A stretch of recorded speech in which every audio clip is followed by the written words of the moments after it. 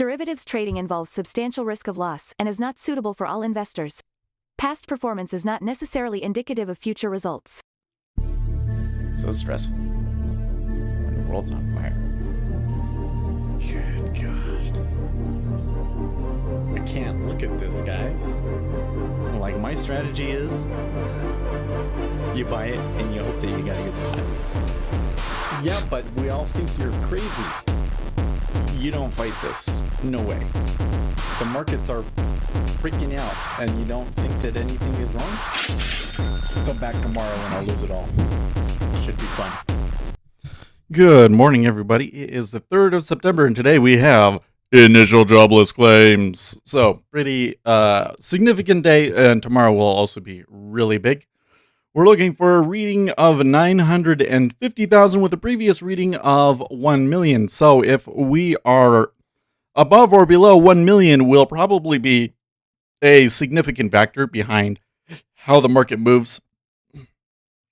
Overall, though, the estimate is pretty reasonable, so I don't know if there's really actually going to be any crazy movement off of this. Man, excuse me. To the charts. All right, so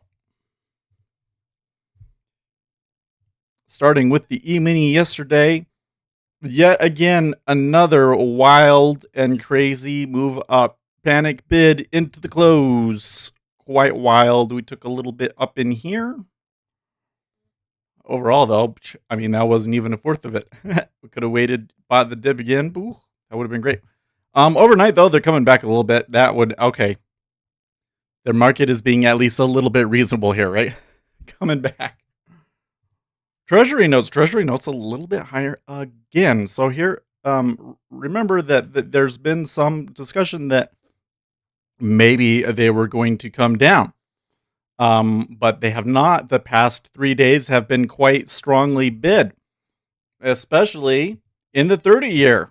Here we see, and there's rollover gap in the spread, still not quite closed. So I think that we could see it again.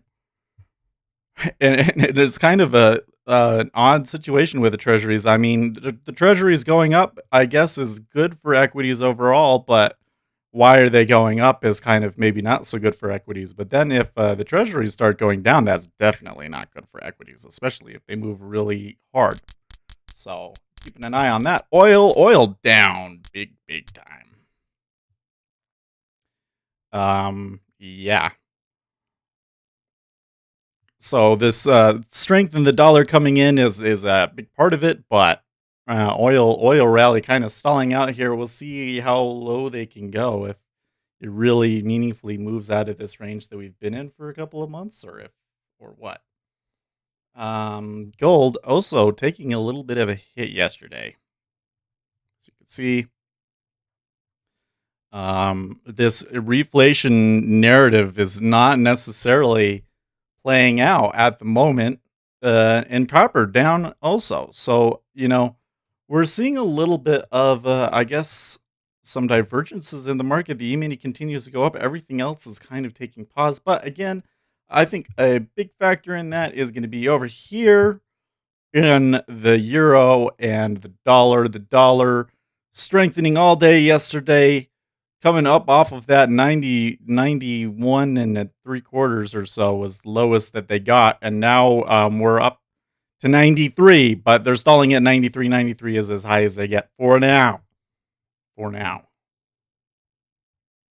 Okay, so we got about 4 minutes.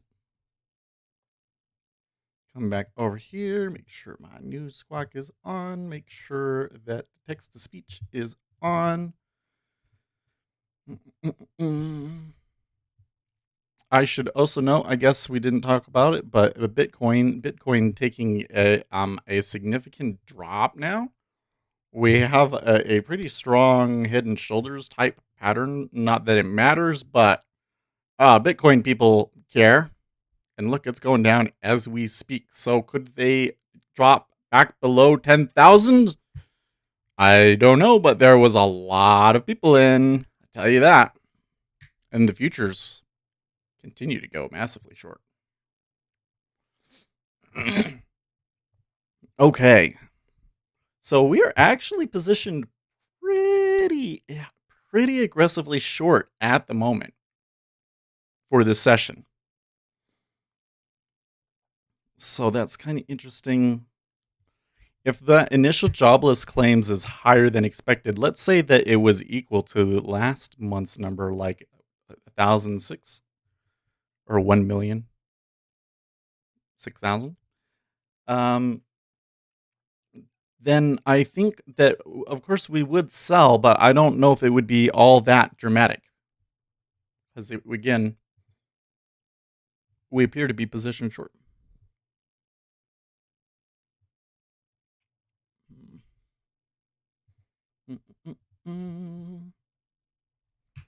Okay, here's the Gamma. Mondays and Wednesdays have had a median returns of 72 basis points and 85 basis points over the last 5 months, consistent with the expiration day Gamma pushing rallies to grow, according to Goldman.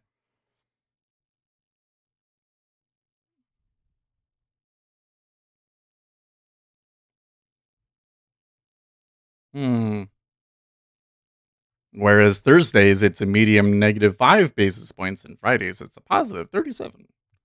This is interesting information. Implied correlation has been falling, while implied volatility has been rising, suggesting volatility has been single stock driven. The VIX has been rising with new SPX high. The VIX is now higher than its SPX VIX of 1999 to 2000.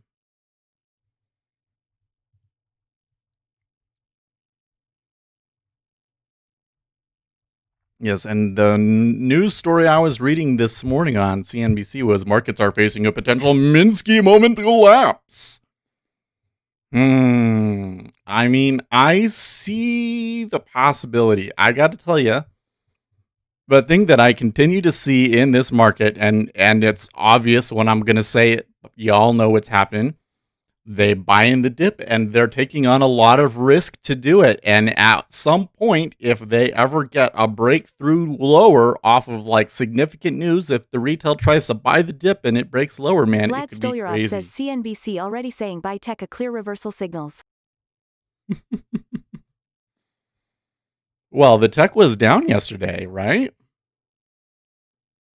Apple and Tesla actually, the market leaders actually took a pace down, which I mean they should, because that was all off of that split, and other names being responsible for the rise. But it also kind of feels like that. Well, not feels like, but the suggestion is. Vlad Stolyarov says it might help if they listen to them initially. The news. Vlad Stolyarov says to get better short average.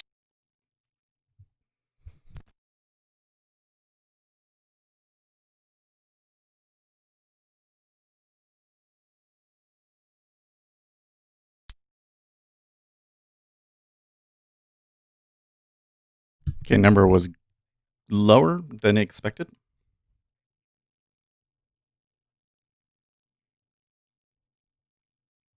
And since the market was positioned short, we should have an okay. It's not really reacting too strongly here, though.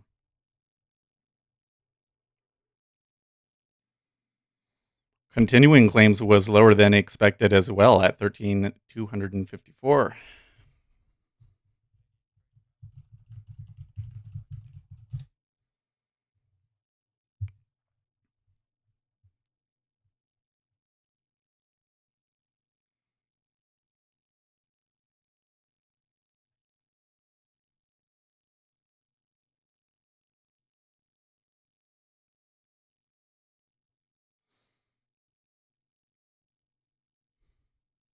Okay, well, it's not taking off.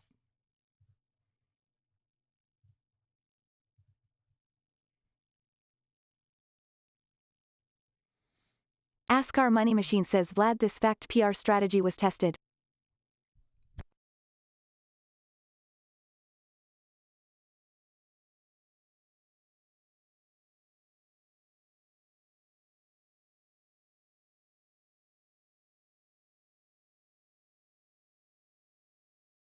Okay, Vlad so the Stolyarov treasuries says are worst case for dropping. bears, there will be inside day, I believe. I mean, these are good numbers. They're not amazing by any means, but it was 881 versus 950 estimated. Looks like Celine I L. might Wuthering have says jumped you the I was gun first on here it. again.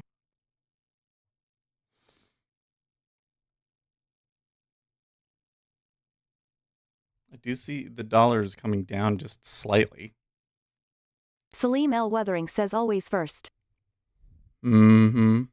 Remember, we got some PMIs later today, so that's going to matter too. In fact, that actually might matter more than the jobless claims now.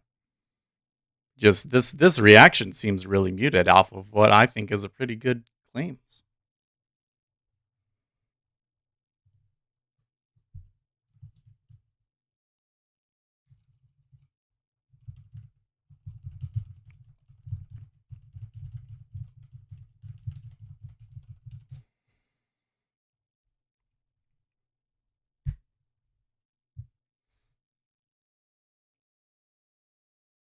Vlad Stolyarov says lots of bears were squeezed out with this rally. I just stood on sidelines yesterday on the fast rally bounce crazy action. Yeah, yesterday was really crazy, man. I mean, just that initial hour of trade was really wild, right?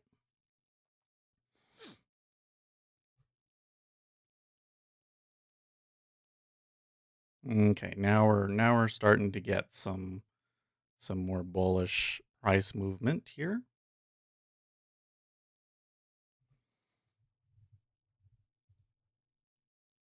Slow as Salim she L. Wuthering goes. says Seth, you think I should watch ES with you again? HHAHAHA exciting GGGG. Yes, just so Popular No V Bulgaria says what are we trading today?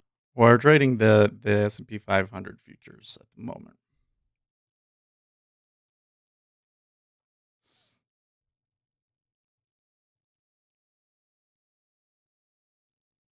I think what we should do is we should subscribe for $1 and then use the bull and bear emojis. I think that would be better. I need to set the robot up to ignore the emojis though, I think. Or maybe make a sound like a bull and a bear sound. That would be more fun. Goldman, the August PMIs across the euro area indicated a slowdown in the pace of recovery with a potential contraction in Spain, but also Italy after notably stronger than expected initial rebound from the April trough.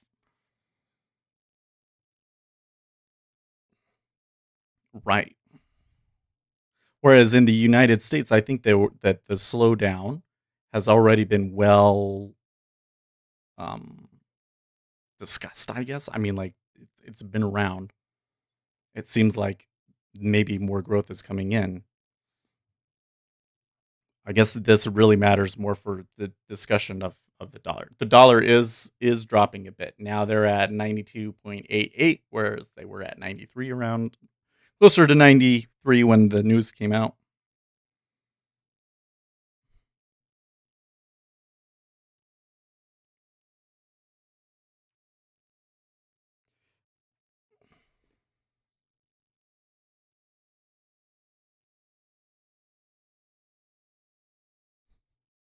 Oh, I didn't see Zero Hedge tweeted 30 minutes ago. S&P futures inexplicably dip as text slide continues, and it's like, okay, like they were up big time. So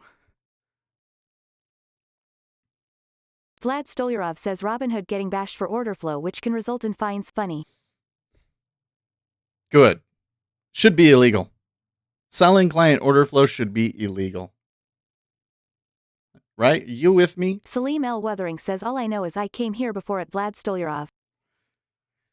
You know, they were saying that all this gamma hedging was a lot of it was being driven by like Citadel and stuff, and it, basically the hedge funds. Well, I think it started with retail guys, but now the hedge funds are picking up on it and they're trying to squeeze Citadel. Vlad Stolyarov I says say, Salim, I doubt it. I say, good, because front running people's order flow, that is so shitty.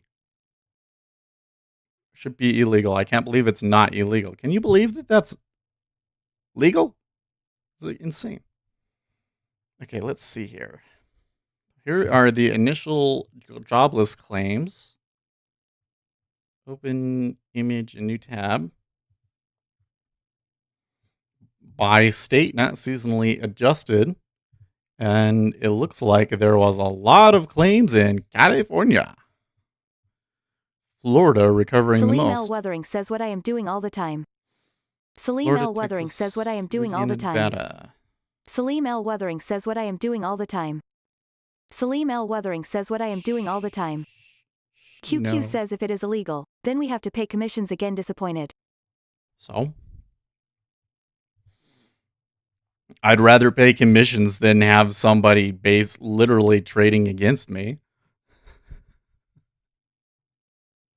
I mean, what are you gonna do? It would be really interesting to see how they would react. Would Robinhood introduce commissions at that point, or would it be like people wouldn't put up with it and they would still find a way to trade commission free, but just make money a different way?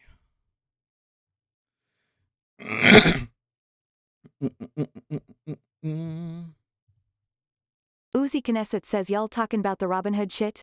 Just got here. I'm happy about it. So for those not aware, because we didn't really describe 100% what we're talking about, they're being like sued or prosecuted, for and the claim is that Robinhood did not properly apprise their clients about how their order flow was being sold and used. So they're basically saying that, yeah, they said that your data could be sold to other parties, but they didn't say that we were basically giving your orders to Citadel before we went and filled them. And yeah. So that's kind of what's going on. That was late yesterday. Same thing as what happened to FXCM. When they were trading against their clients. Well, that was what they were doing was even worse because the broker was literally taking the other side of the trade.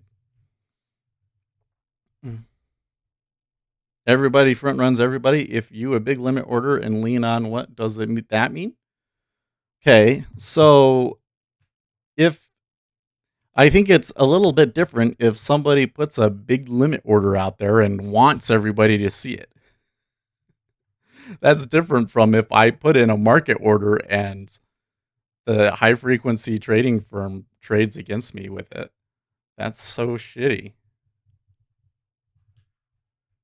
Oh, that's right. They were funneling order flow to a high frequency trading firm and they had an ownership stake in and they lied about it. That's right. But I think that they were actually taking positions against their clients as well, weren't they? I don't know. The whole thing is just criminal.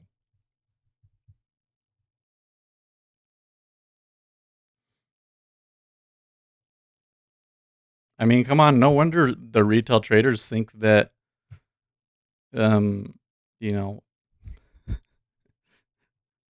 everything that they do is being explicitly traded against, then it wouldn't matter what you did. And you would probably be able to convince yourself just about anything just because of the random action. Uzi Knesset says I actually don't think the practice is illegal. I think the misleading customers about it is. I might be wrong, but I think that's what the big issue was with FXCM and the SEC. Well, I think with FXCM it was a little bit more complicated than that. But and as far as Robinhood is concerned, I'm pretty sure you're correct. It's not illegal to sell clients order flow, but they're claiming that Robinhood didn't properly inform customers about what was happening.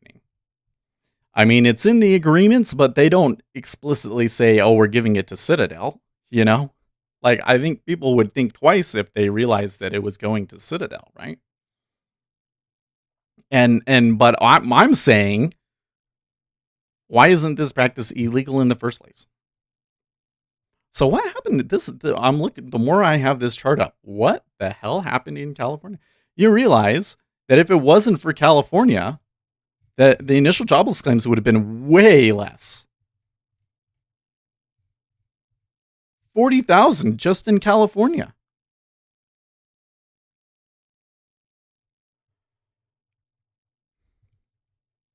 Uzi Knesset says personally, I think that's how the entirety of retail trading works. That's why the failure rate is so high. To some extent, maybe. I mean, to my knowledge, the futures brokers aren't selling your position info or order flow, to my knowledge. Everybody can see it on the exchange, but they can only see it once the order is there. They can't do something before you can do something. But the way that the market moves explicitly kind of screws over anybody that's small. They'll run in a swing that's way bigger than what you can handle.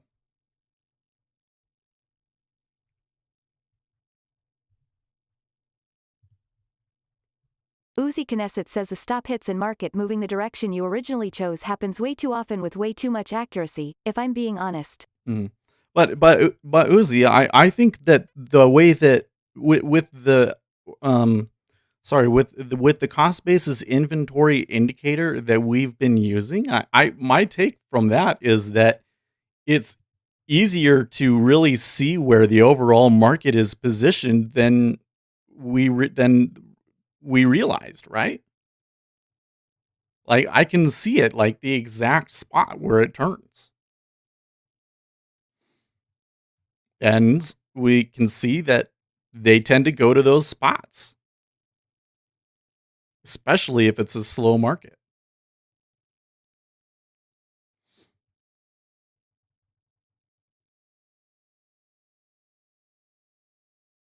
Which is again why I say you really want to trade with a real catalyst.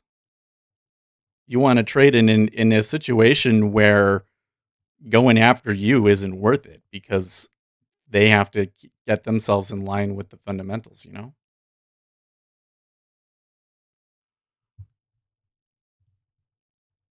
Uzi Knesset says that's true. Even if the cost basis indicator is more of an estimate, it's still pretty solid. I missed a couple of comments. Vlad Stolyarov says they don't understand what is order flow. QQ says aren't my orders being picked up by HFT anyway? Lol. Well, Salim L. Wuthering says HHHHH. At UCI Knesset AHHA that's just you taking the short end of the stink, don't worry. they are picking up on your orders anyways, but I think the problem with Citadel is that they can basically go and execute something before your order actually hits the exchange. That's not cool. I mean, on a future, when I put an order in and then it's there and everybody that's on the exchange can see it, and I'm okay with that. And we accept that. That's trade, you know. But if somebody can see my order before it actually shows up on the level 2 and react to it before my order even goes in the queue, it's fucked up. And one of the reasons why I have recommended futures is because, to my understanding, it doesn't happen there. But you never know. It could be happening. And if we ever find out that it is, I'm sure that there will be a big court case.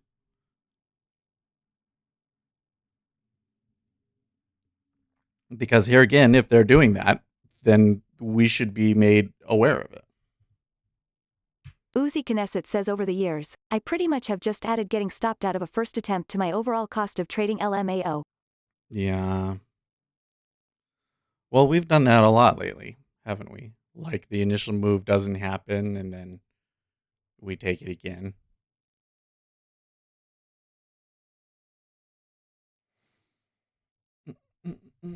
Let's fast forward here a little bit. I think I might have missed some squawks talking. Financial Juice tweets shit that moved the markets. After initial jobless claims data, the Dixie weakens, gold whipsaws WTI strengths, US 10 years yields strengthen slightly, and ES futures strengthen. But it what really hasn't moved. Really hasn't moved, has it? The dollar. I think the dollar seemed to be the thing that moved the most. Treasuries did move down, but the treasuries have retraced that too. Anthony K says good morning guys.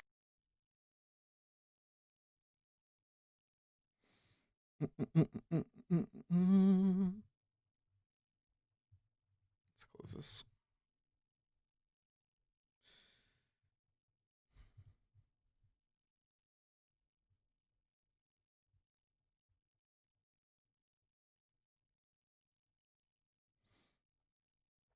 I don't know. This kind of just gets me thinking about some of the other things Salim L. about it. Wuthering says at UCI Knesset at least in NQ you won't have to worry about your stop getting hit. NQ has that nice predictable flow to it. So they shouldn't be able to sell your order flow. But the other thing is that I think we should be able to see who we're trading against. I think that the market should be transparent. And if I'm trading against Goldman Sachs, I think that that's relevant information that I should be entitled to know. I really do. I mean that would give retail traders so much more of a chance. You know what I mean? I sell into something and then it comes back and it tells me, says, "Oh, don't get me wrong. I'm not saying I have a problem trading. Lol. I'm fine. I'm just real about how the retail business works. yeah, Lol. it's tilted. It's totally tilted against us, isn't it?" So, which is why it's so hard to be successful. Doesn't mean that you can't be successful, but you just got to realize the game's kind of stacked against you. It's like you're playing in the NBA and you're only 5'9". Like you got to be Mosey Bugs. You got to be amazing. You've just got to be truly special.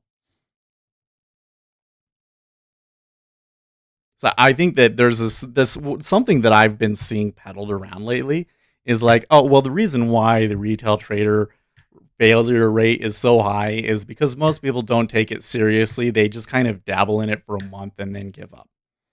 And I don't think that Uzi that's it at Knesset all. says any solid trading strategy has to take into consideration the inherent fuckery of retail trading.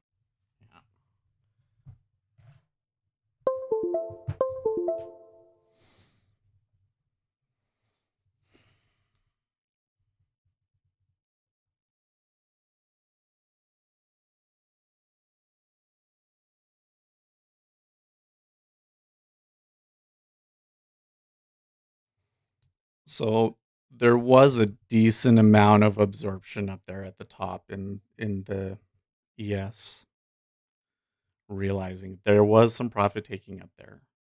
Doesn't mean that they can't come back up and continue on, but so far it just doesn't look like the market particularly found that news that significant for whatever reason. Maybe a delayed reaction. I do think, especially when you go into it and you realize it was all in Salim L. California. Wuthering says believe me ES is as dangerous as NQ. Just moves slower. I mean, how concerned should we be about what's going on in California? I don't know. I kind of expected California to be shitty, right? But if the rest of the country is actually doing better than maybe we thought after all that.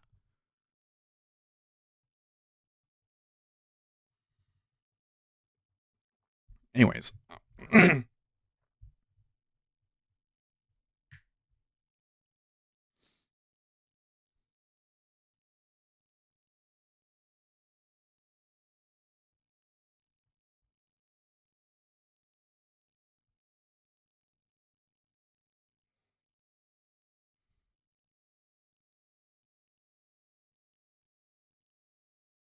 hmm.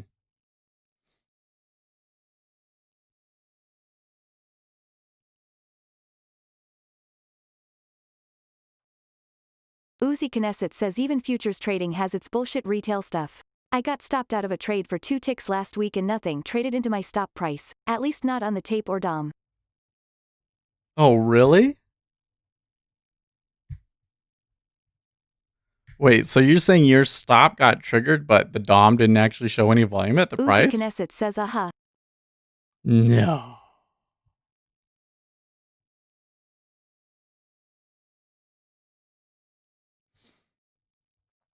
Well, this is super lame, guys. Like, we're all talking about it and complaining about it, and then, like, what? It comes back down and hits my stop. Probably it'll go back up.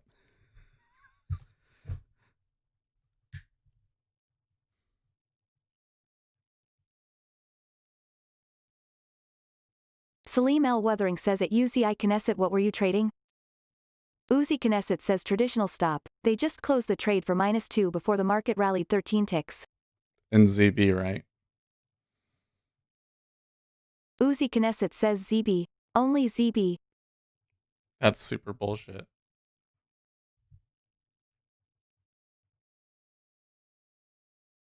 Did the chart show that price got touched? Maybe it just got filtered out or something.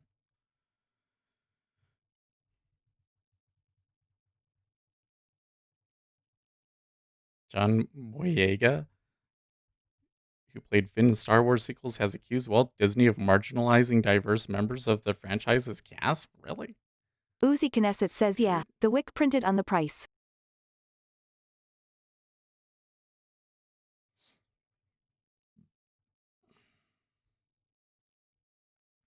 Okay. Salim L. Wuthering says at UZI Knesset the spread took you out. Yeah, I mean, if it's an exchange side stop, it shouldn't hit unless any QQ volume says does went on Jigsaw it. have good charting? I'm thinking about getting it, but I still want some indicators like RSI and such. Popular No V Bulgaria says it's called spread. Nah, if no volume occurs at that price, you shouldn't get stopped out. So Jigsaw does have charting now. I wouldn't necessarily call it like amazing or anything, but it is sufficient, and it does have, it has the standard indicators.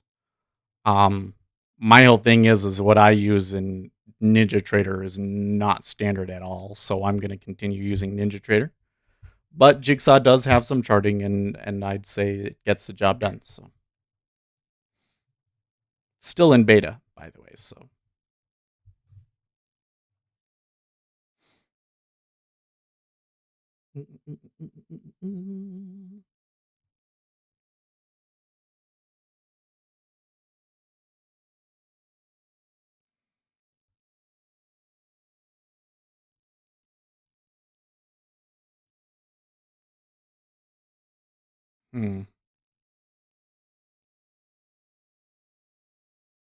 I kind of hate when it Uzi just. Knesset says what's a spread, guys? I've only been trading for 12 years. Someone help me out. Oh man.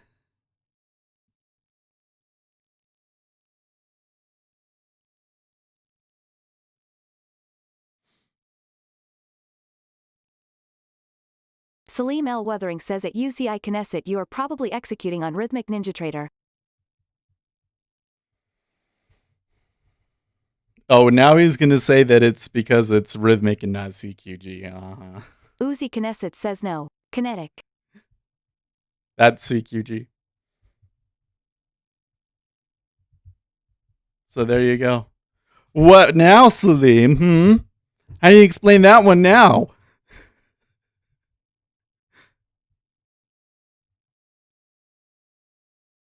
Salim L. Wuthering says kinetic is even worse. It's CQG. It's CQG rebranded. Salim L. Wuthering says ahaha.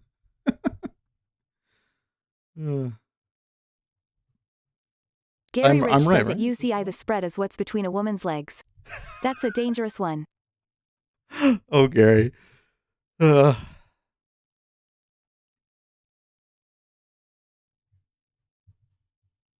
Knesset says yeah, I know how this conversation works. Everything I have is the worst. Everything everyone else has is better. Blah blah.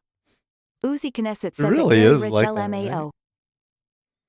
I have learned it doesn't matter what you use, somebody will complain about it. I've never used TT, so I don't know what happens if I run a stream and it's TT. Will somebody come in and TT's too expensive? You're wasting Uzi money. Knesset says, right? It doesn't ever happen to me. It only happens to you.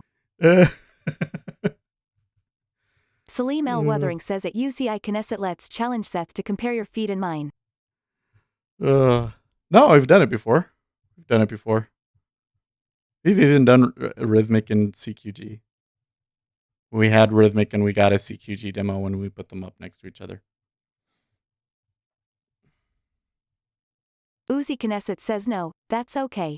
I like keeping my cock in my undies. You guys today. Oh, man. So I'm thinking about what's going on here in the market.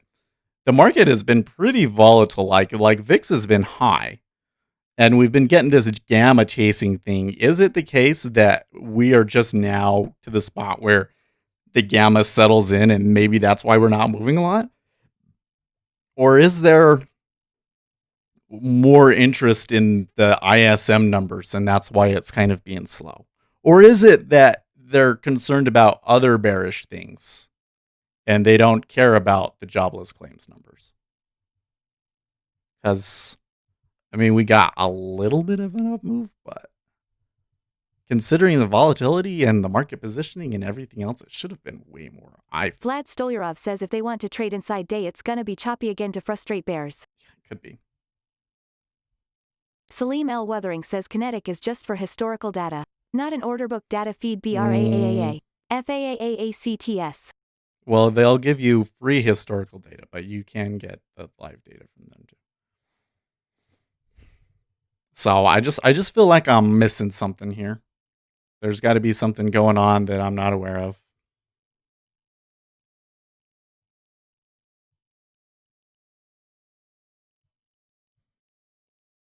I guess that means I should bail, but since we're so close, I don't.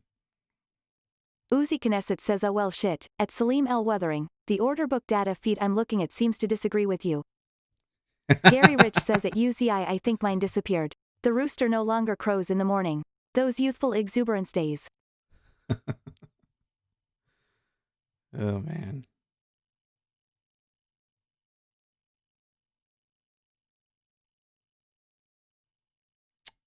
There he went and got me. Uzi Knesset now he can says turn up all. and move up. Sunday Driver says global pedo elite manipulating the market.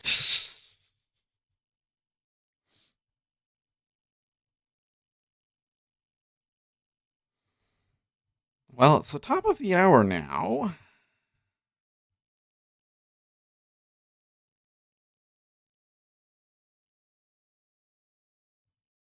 That last one actually at 63 probably could Uzi have been a long Knesset says gotta get Biden to sniff the S to make it rally. Well, I think the way that it behaved means that I probably need to sit on my hands for a bit. I mean, maybe they do just rally up from here. We'll see.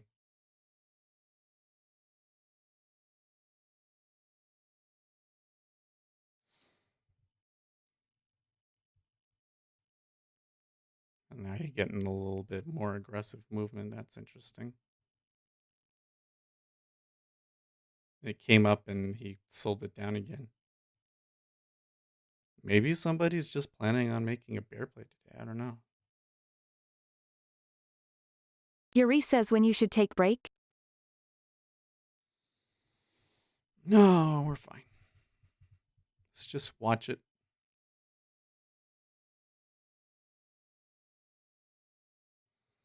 The Treasury's moving higher. Once again, Treasury's moving higher. So we need to check some things. We need to check the VIX.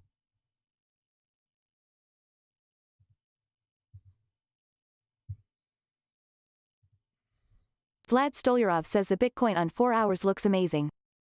Oh, right. It's pretty ugly. Uzi Knesset says if not for nothing else, that one time is the only time that's ever happened. I get it though. Suddenly 12 years of live experience in markets means nothing because I got bullshitted that one time. Right.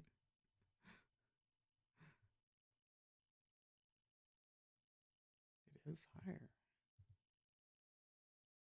Oh, okay. Salim L. Wuthering says at UCI Knesset well the order book you are looking at just 2 ticks gap seized on ZB.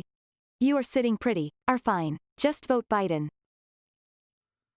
VIX took a dive down in the overnight session, like that opened the overnight session lower, but now it's recovered that. Uzi Knesset says no.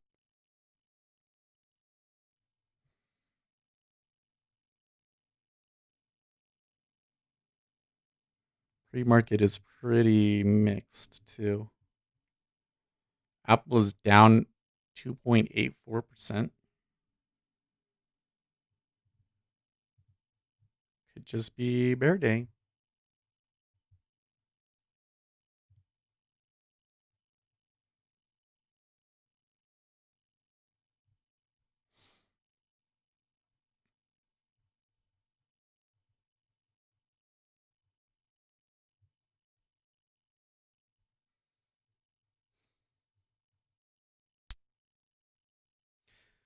Well, so let's take a look at a couple of things. I can see that oil is going down, right?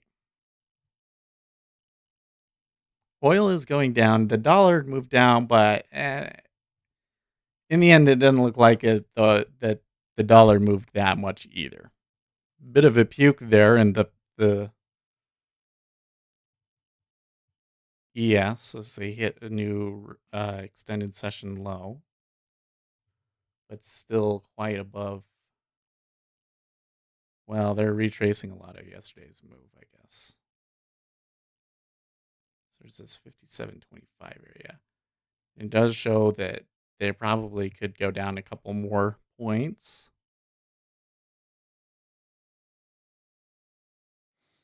Hmm.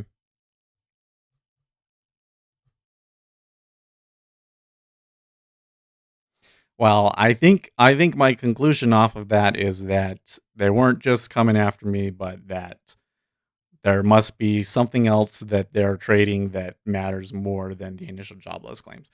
And we should say, it was off by about 100,000. There's a pretty big number these days. It was good. It's been good. So maybe that's not really all that beneficial to the market. Popular No V Bulgaria says gonna take a nap, wake me up when BTC hits 10K. Oh yeah, man. Are they still dropping here? Sunday Driver says the market is saying that only Biden can save America. Of course. Man, look at how negative the cumulative delta is on the futures in Bitcoin.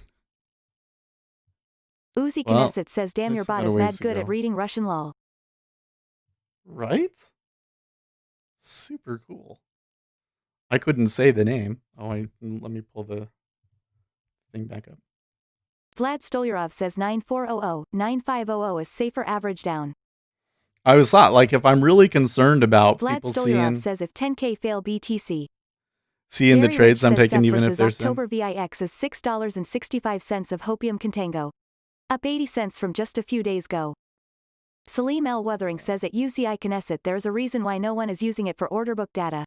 Not I assume you read order book data because if you did you would use Kinetic. Okay. No, I was thinking, if we were concerned about people seeing where my orders are, I could just do what Dave Portnoy does and just be full screen Seth all the time. He can't see what I'm doing and we just talk. That would be kind of lame, but we could do it.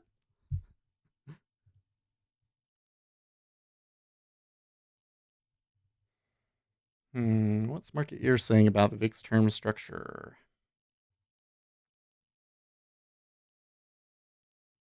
They're just talking about how it's increased, I guess.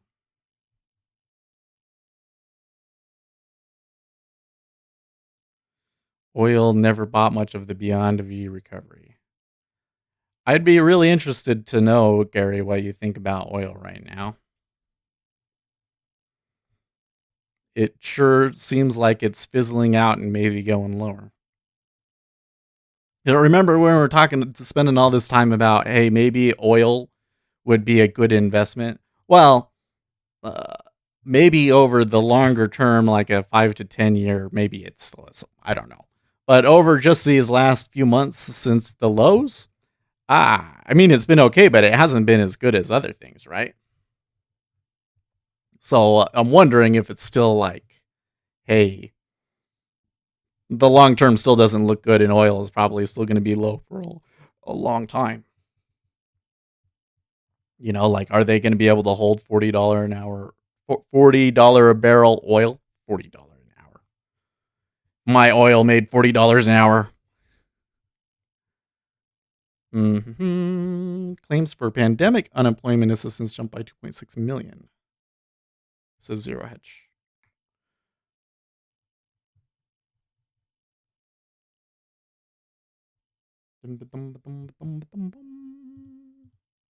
Vlad Stolyarov says Labor Day is a holiday will Bears hold over weekend without fears. Salim L. Weathering says you wouldn't sorry. Uzi Knesset says oh yeah, what I'm using has been working for 4 years but today, because you said so, suddenly it doesn't. I get it, I'm just gonna quit. Close my trading account. Sunday Driver says I think I am going to start day trading. There you Vlad go. Stolyarov says in Sunday. August I sat 99% on my hands and watch YouTube day traders lose money for taking low probability trades. It was most sad month. Vlad Stolyarov says it was most sad month. Uzi Knesset says well, if you're gonna day trade, make sure you get as much advice from random people on the internet as possible. That's the holy grail right there. Yes. Make sure that if you listen to somebody on the internet, you want what here's the most important thing is you want to look at their hair. Okay? Like if they have a full-on head of hair, like just this gorgeous, beautiful head of hair, just ignore everything that they say. They don't know what they're talking about. Okay? Look at the people that really know what's going on. Okay, like Futures Trader 71, huh? Shiny head. Vlad Stolyarov says there goes NQ. Shiny head. Yeah, it looks like the tech is dragging again. Popular So, Novi Bulgaria says 15% Deutsche Bank move. wait, really? Uzi Knesset says the trading experience just isn't quite fulfilling unless you go through 10 data feeds and 42,945 indicator recommendations.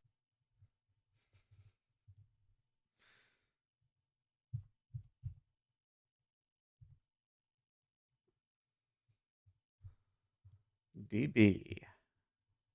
Salim L. Weathering says at UCI Knesset if you want to tick challenge me right now here is my email. Salim L. Alami at yahoo.fr. Otherwise, you are there you go. fine. Oh, it's not gonna.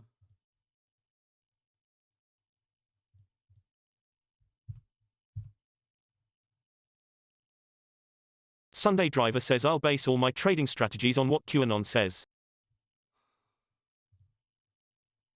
There you go. Oh, it's not letting me pull it off. Uzi Knesset says tick challenge? Holy shit, that sounds riveting. I may email you after I get done organizing my sock drawer. The symbol for Deutsche Bank is DB, right?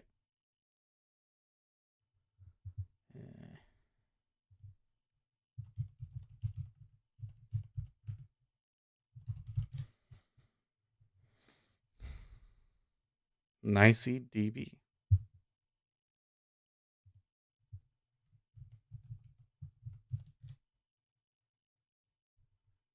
Invalid symbol.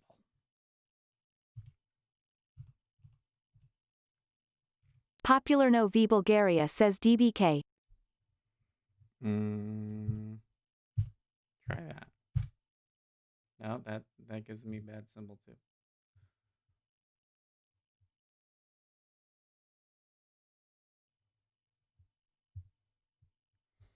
On Google, it says that it's DB, that it's on the Nicey and it's DB. QQ says good day to buy tech.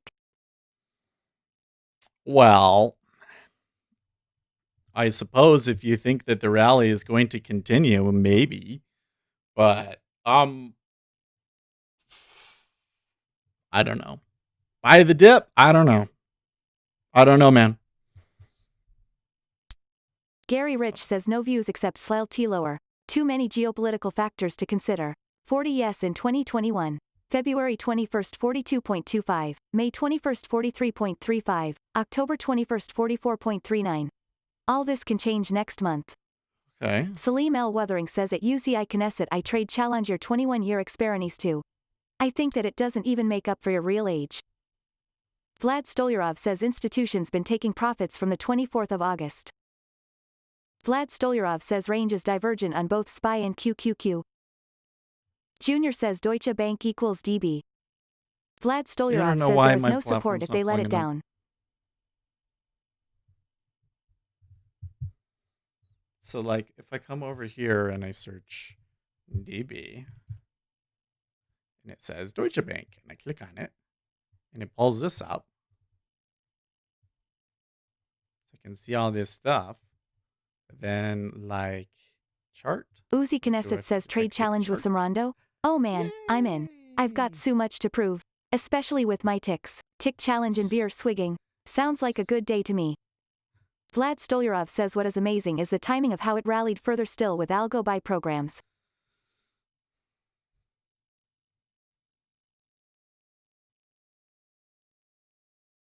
Is that an up move on Deutsche? Wait, that was yesterday, right? Yes. So we don't know where it is open at the moment.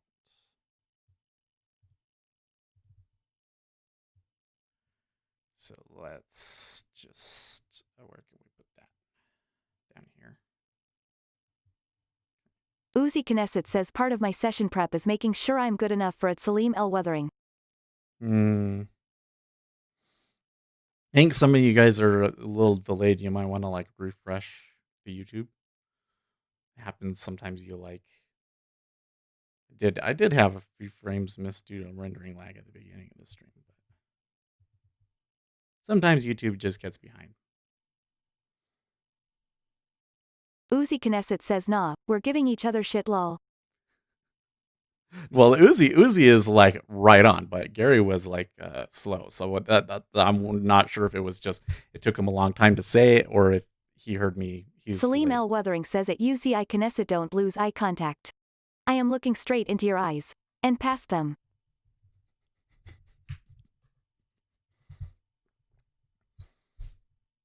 You guys are hilarious.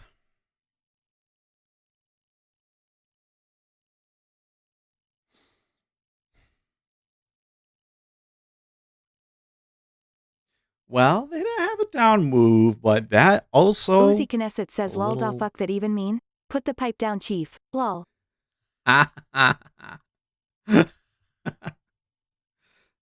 It means he's really is... You can't see his eyes right now, Uzi. He's looking right into them.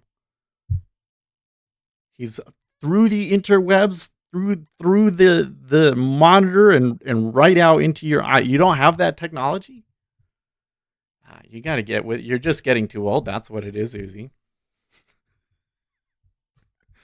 Look at that 30-year, man. That 30-year looks like you just... I mean, heck. Why not? Uzi Knesset says haha. Why not? Let's add an order column over here. Make sure we're on like a... don't give a crap account. And buy that shit. Because it's been moving, and if they move again today, that will be awesome. Now that I'm in it, though, they're probably not gonna move. Vlad Stolyarov says let us buy NQ and not watch it until 10 a.m. Vlad Stolyarov says 12,244 plus.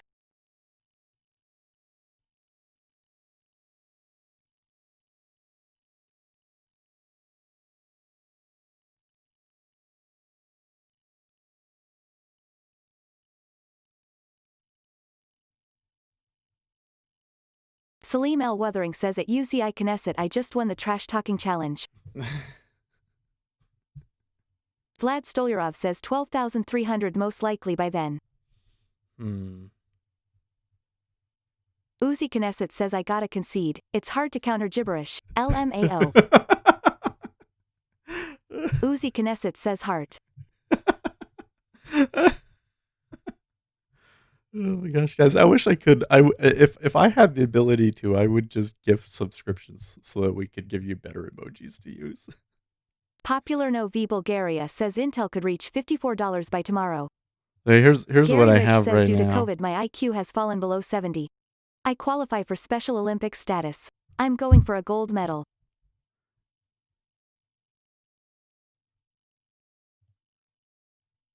Yes, those are the emojis that I got right now. Uzi Knesset says it's all in fun. Much love at Salim El Weathering slightly smiling face. The one with my face, it was Sunday supposed to be Driver says animated 4, 8, and it's 15, not. 16, 23, 42. So it's not. I'm going to change it. I don't know what we should change it to. But we got the money printer. The money printer is pretty cool, right? Money printer.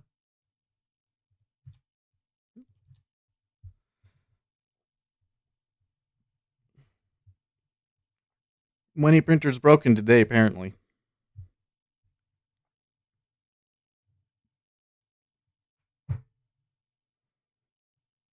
They're testing down them bottom spots. Can you go lower again? Vlad Stolyarov says AAPL going for the low 2 days.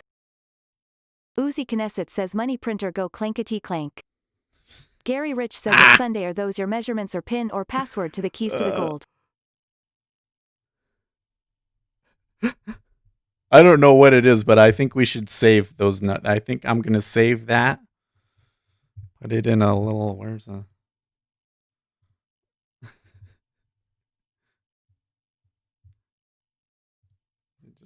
just create a new document here.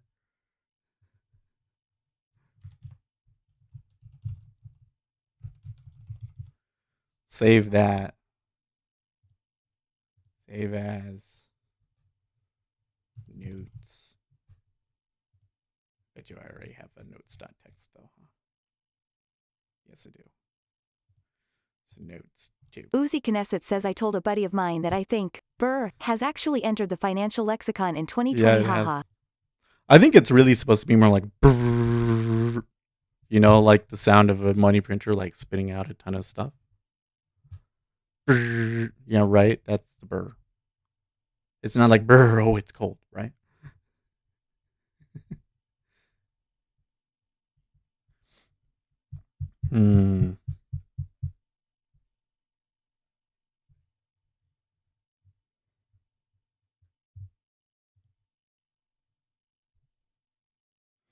Now they're putting out vaccine headlines. Alex DeWudian says or a warthog A10 minigun noise BRRRRRRRRRRT. Yeah. Pfizer CEO confirms vaccine trial in May results in October.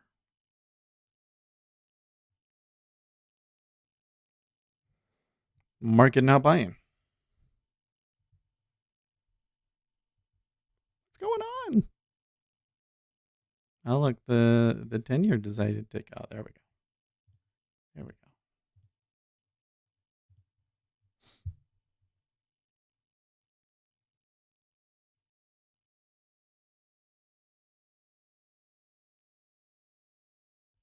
go. Uzi Knesset says I got my Pfizer Divis overnight slightly smiling face. So it's actually pivoting a lot over here. Like the E-mini action pivot-wise is really messy. Like it's flipping around every 3 minutes.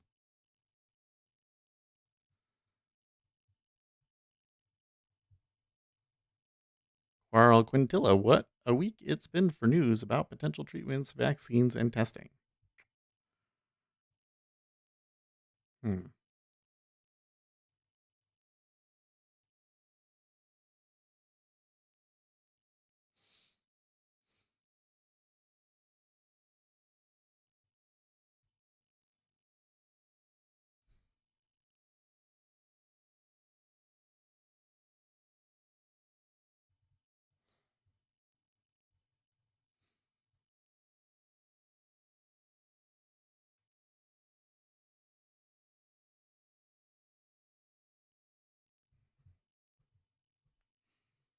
Sunday Driver says I'm starting to think COVID is a hoax.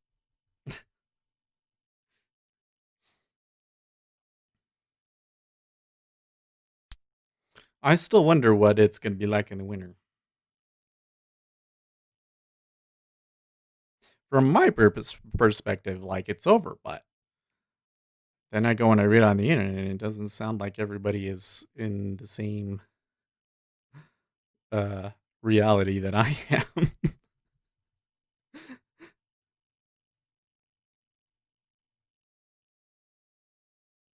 The U.S. trade deficit surged in July to $63.6 billion, the highest level in 12 years as imports jumped by a record amount.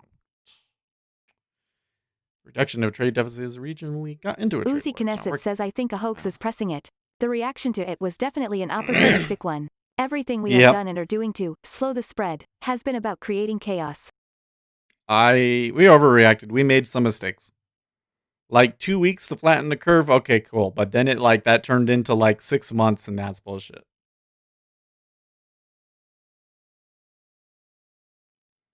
This whole thing with you could see this whole thing yesterday with Nancy Pelosi that she went and got a haircut. She says that it was a sting. But I'm sitting here like, you still can't get a haircut in California? What the hell are you guys doing over there? It's insane. We've been open in Utah for months. Nothing's happened. School's been going on for almost a week now.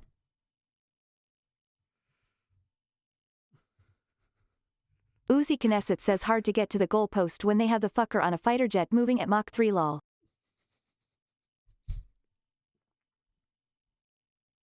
You like the new emojis? I'm glad. I really wanted to have animated GIFs. And when you upload it, it shows up in the thing and it's still animated. But then when you guys actually use them, it's not animated. Which is really lame.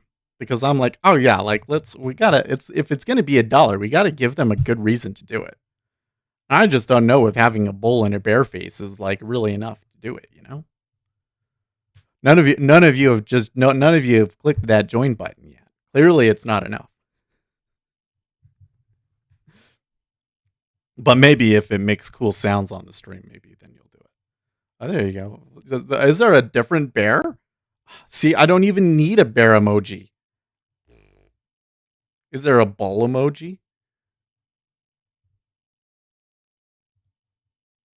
Gary Rich says COVID is like a bad hangover, a day at the strip clubs, all great news at the free clinic. I'm clear. Wear a mask, wash your feet, and brush your teeth. We should go back and make the bear have rainbow colors. That's what we're going to do. We're going to make the bear have rainbow colors.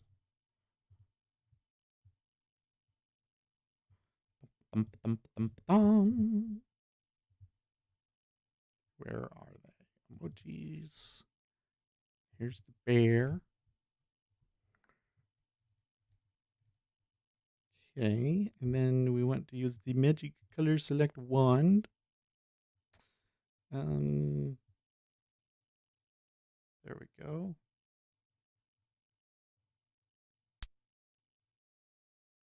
Cool. Let's see here.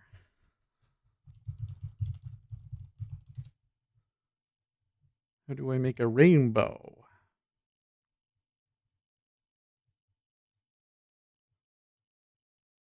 Multicolor gradient plugin. Rainbow plugin. Here we go.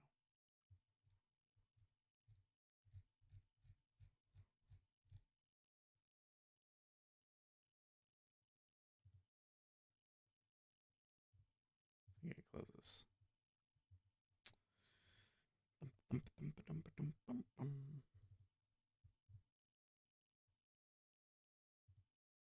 Sunday Driver says we all want a big gay bear bear. Yeah. Vlad Stolyarov says need an angry bear and angry bull. Vlad Stolyarov says they have that too with rainbows. Popular No V Bulgaria says my trades are 70% bullish. Vlad Stolyarov says for phone cases.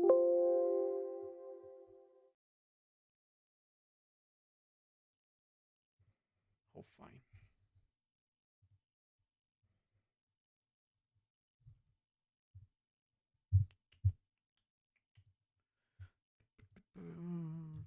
X.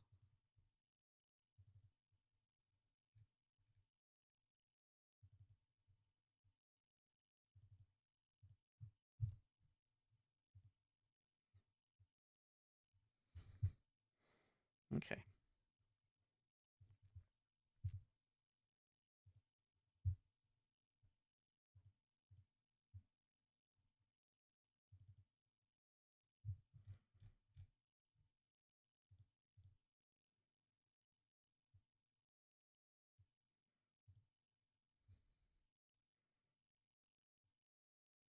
Rainbow. Yay. Whoa, what the hell?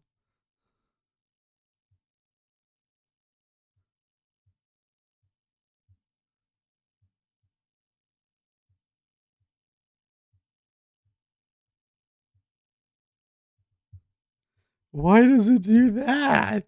That is so weird. Wait. Effects. Uzi Knesset says Run away. psychedelic bear.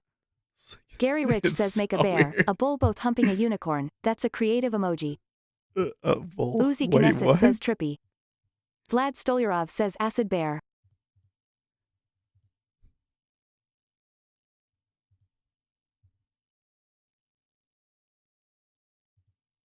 Wait a second. Okay.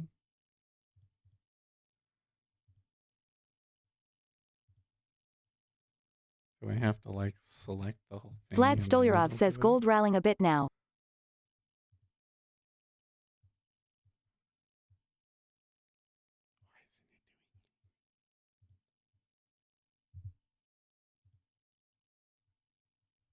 Maybe I need a color on it first.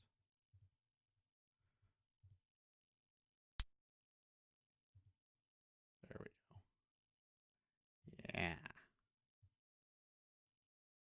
Oh, why is it like that? Uzi Knesset says okay, so question for everyone. What's this with the CDC suspending evictions?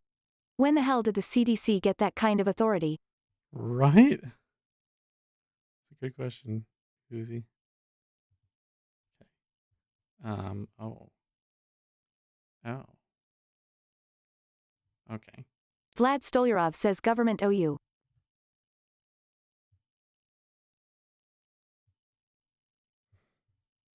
So we need to come in here, select him, and then we're going to paint bucket him white. Oh, wrong layer.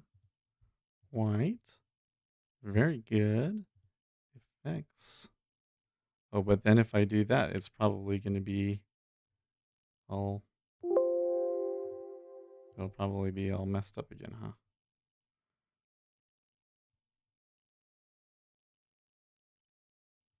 Rainbow. Yep, it is. Vlad Stolyarov says the school started and we making bear emojis. Uzi I know. Knesset says like, when in your life have you ever been able to say, I have to or don't have to do this or that because the CDC mandated it? Okay, so I think I know what I need to do. Oh, here starts the E-mini. Didn't realize it was that time. It's okay. I don't really want to touch it yet.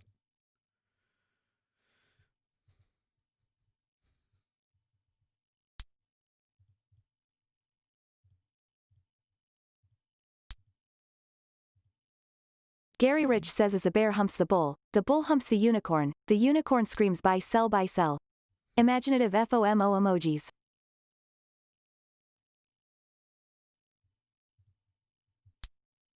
Vlad Okay. Stolyarov says buy the dip crowd is still there.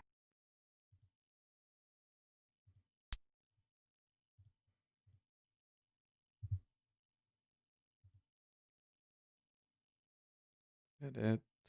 Invert selection.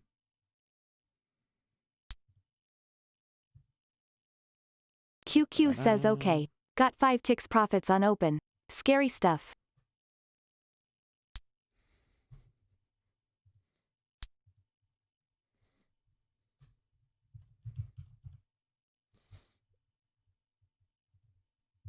Use a PNG for this one.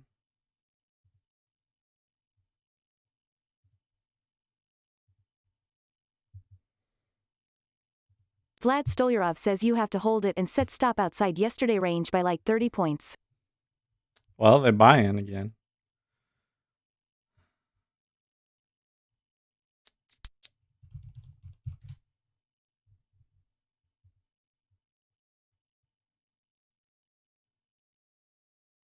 I mean, I Vlad think the buy Stolyarov makes sense, says and but don't watch it something's until wrong. it's like 12,300.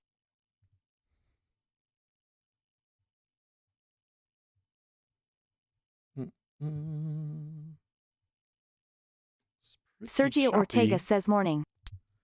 Well, morning.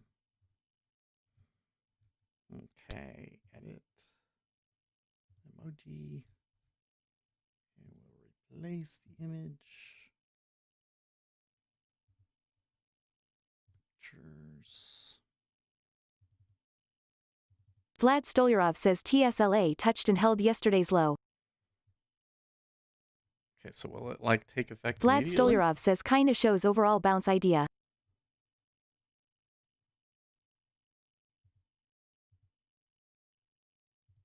Maybe I need to refresh the page.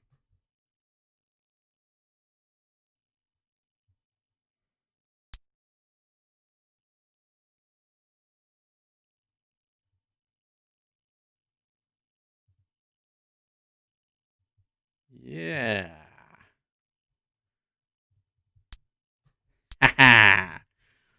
Gay bear. Speculator Seth Day Trading says, _SPS bear.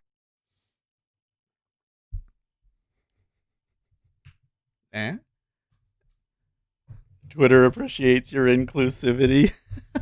Uzi Knesset says Twitter appreciates your inclusivity.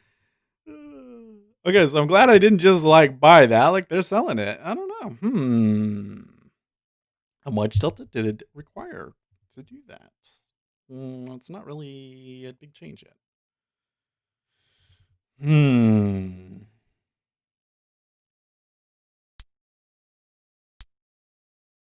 Curious.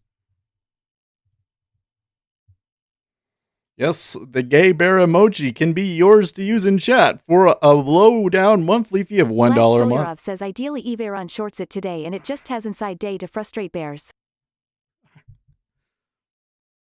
Maybe.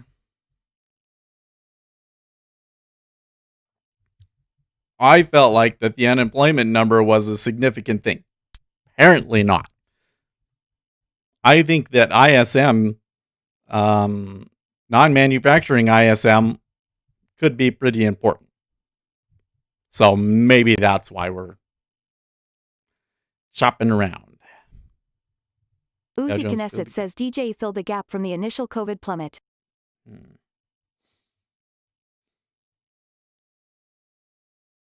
For the moment, though, it's still, even here on the open, it's very negative. I mean, they're kind of just sitting right there on the edge of all of the longs from the overnight session. Not winning. And look at the way that the NASDAQ is pushing down. Like, holy crap, guys. I don't necessarily see like imbalance short or anything, so I have a hard time taking it as she goes. I don't know how far it can actually go. That's pretty aggressive down action, though.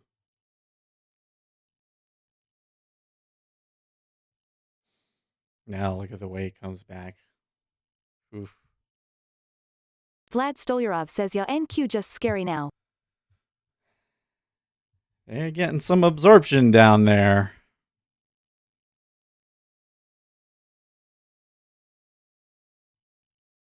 Uzi Knesset says yo NQ traders are riding the rocket. Do you see the way that thing turned? Wait, how far did they go? Holy crap. NQ is just too fast, guys. By the way, look at our ZB trade. Easiest trade in the world, guys.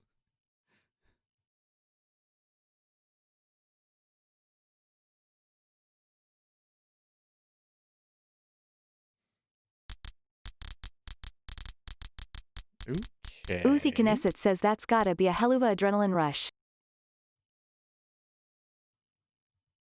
Curious. Soon as we got to the open, lots of bid fiddling.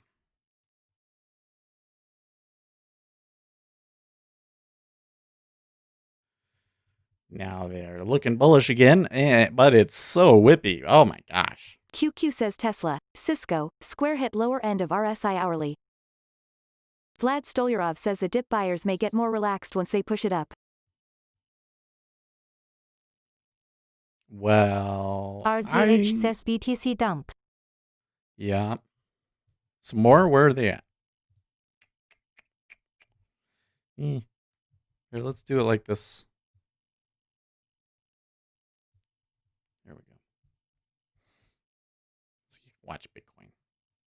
Looks like they haven't extended yet, but I'm really they bumped out the bottom of this. Like they're reaching prices that are significant now in Bitcoin. So can they get below the next step, which is 10,000?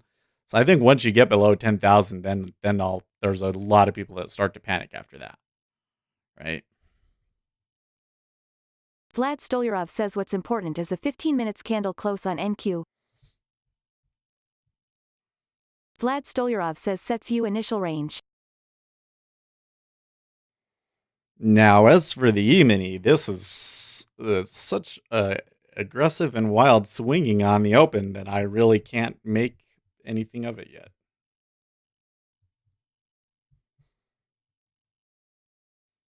I guess the only thing that I can say is that really wild and whippy action tends to favor downside. But the VIX is high overall as we're moving up, so I don't know.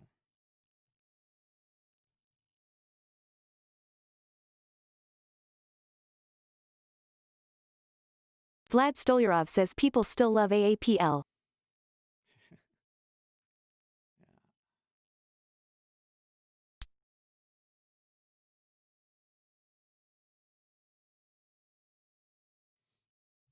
So let's check on some of our stocks now.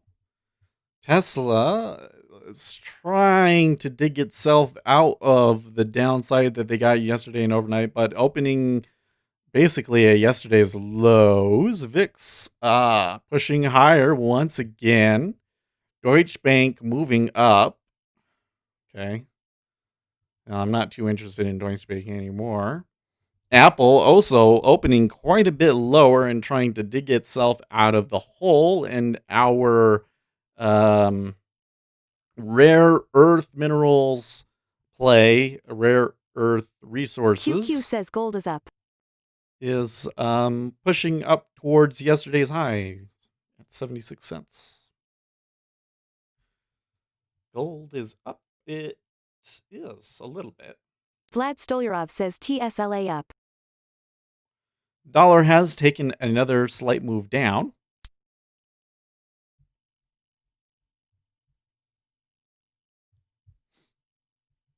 Vlad Stolyarov says from yesterday low. They're giving me kind of a tepid long. A little bit of absorption there, actually.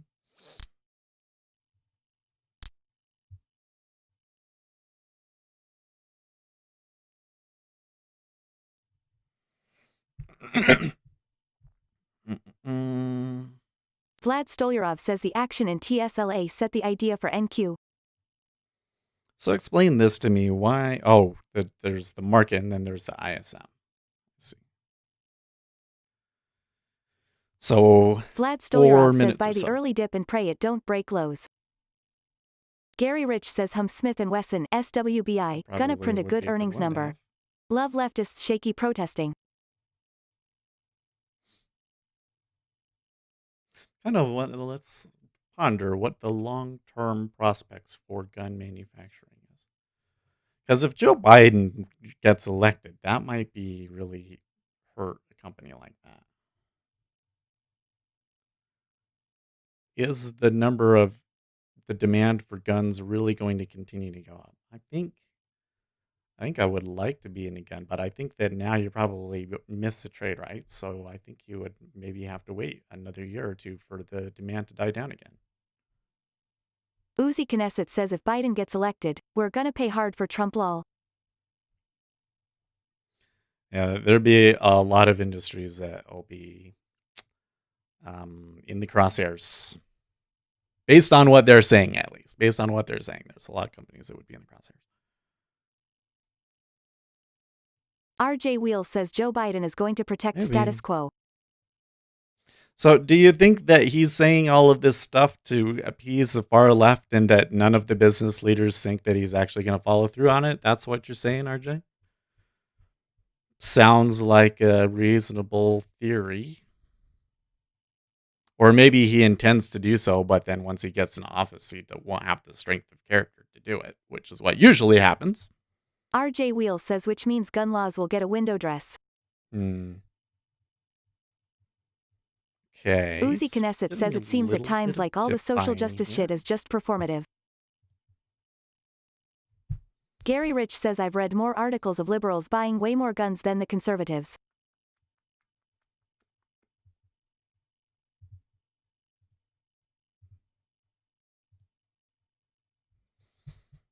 RJ Wheel says yes, he's already flip-flopping on his primary platform. I love it. What was it the other day when Donald Trump was like, Joe Biden doesn't even know that he's alive or something like that? Like, it really has. They've really defined him well. I have to say.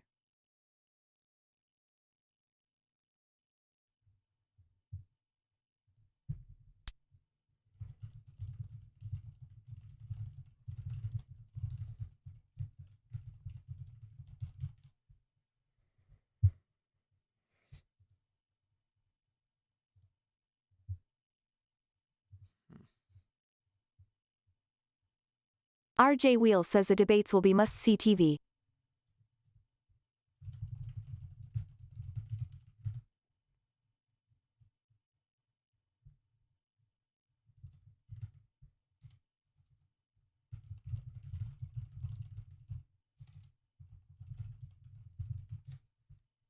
Popular No V Bulgaria says Nasdaq going into correction, fasten your seatbelts. Oh my.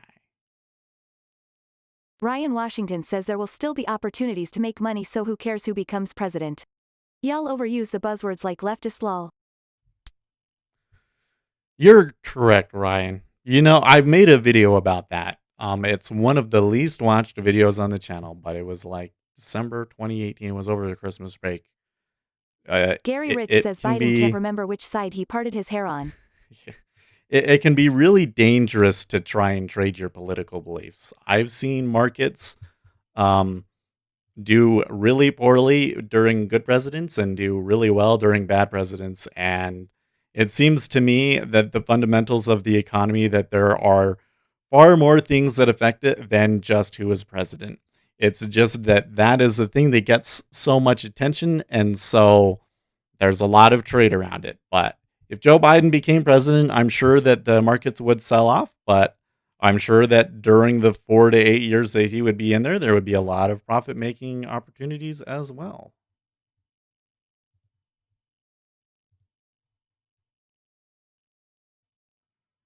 Okay, the number is slightly better than expected, 55.0. Market doesn't seem to care.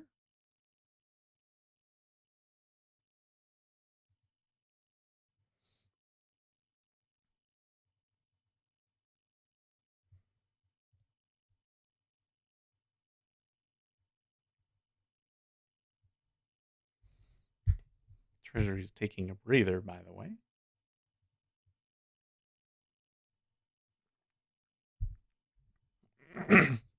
Well, it looks like they're trying to dig their way out. I don't know.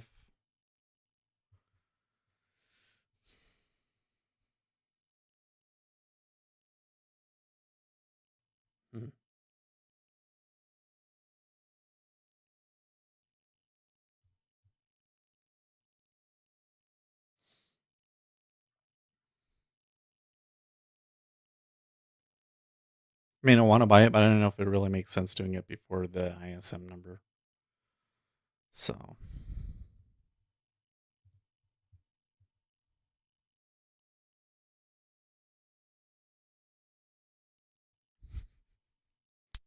Oh my gosh. Sarah Sanders' memoir says Trump joked she should hook up with Kim Jong Un. That's the big headline coming out of her book, huh?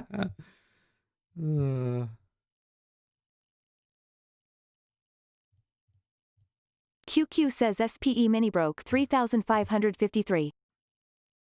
RJ Wheel says MasterCard Joe will make sure Wall Street stays happy. Oh jeez, yeah, MasterCard. RJ Wheel says he LL be good for companies using cheap labor in Asia. Hence profits. Gary Rich says Biden and Harris are the presidential bid from hell. If hell is real, they are the king and queen. I really am still sitting here like, how did Joe Biden become the nominee? Like, what the heck were they thinking? How did that happen? It's so crazy. I just think back on it and I'm like, Booty Judge would have been so much better of a pick. Like, what the heck? But no, he is a mayor. And mayors are racist, apparently. Uzi Knesset says I'd wager Biden would step aside if he wins.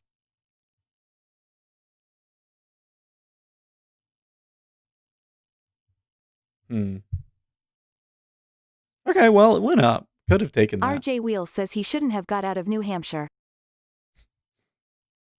He came out of his basement, you mean? Uzi Knesset says Biden was bait for familiarity. The real candidate is Harris.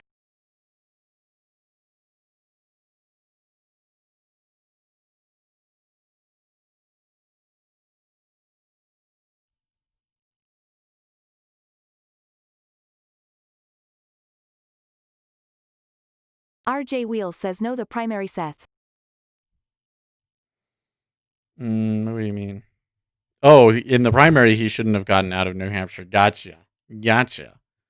No, yeah, it was totally for real. I mean, like, I still don't remember it like it was yesterday when Harris just totally decimated him in the debate and everybody forgot he existed. And then all of a sudden it was like all of the other candidates just torpedoed each other and he was the RJ last Wheels guy left says, "Lol, standing. it's early." It was really something else, wasn't it?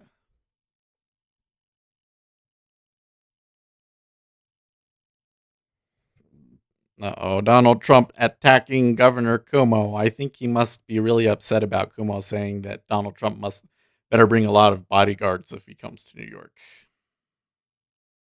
I could not believe that Cuomo said that. That was like, what? That's like a threat to the president, man. Like, ooh, that's as close to a RJ threat Wheels as you says an can get army. without it actually being an overt threat that the media will report as a threat. You know what I mean?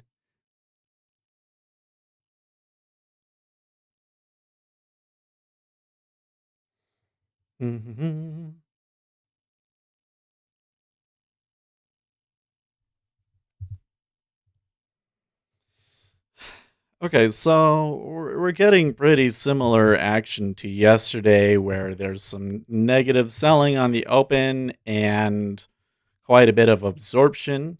The actual cumulative delta is quite messy today compared to previous days, but I can very clearly see the absorption down in the 56 area. We still got an ISM number to come, so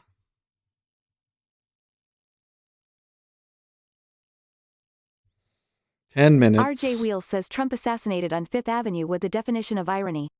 Oh man, dude. Oh. Gary Rich says how does Willie E. Coyote not die when the Acme anvil hits him in the head as he falls off the cliff? That's Biden. Beep beep. How would you? How does? There's probably a reason why you don't see the president do uh, a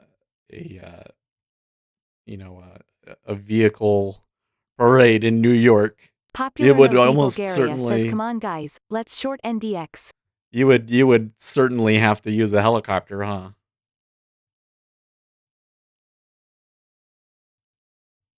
But the thing that I thought was funny about that is QQ like, says 5-minute chart.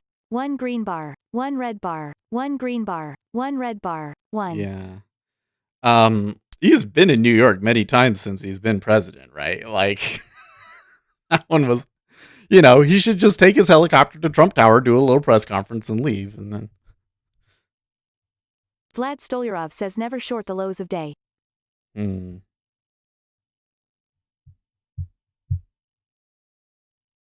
Certainly hasn't been working out lately, has it?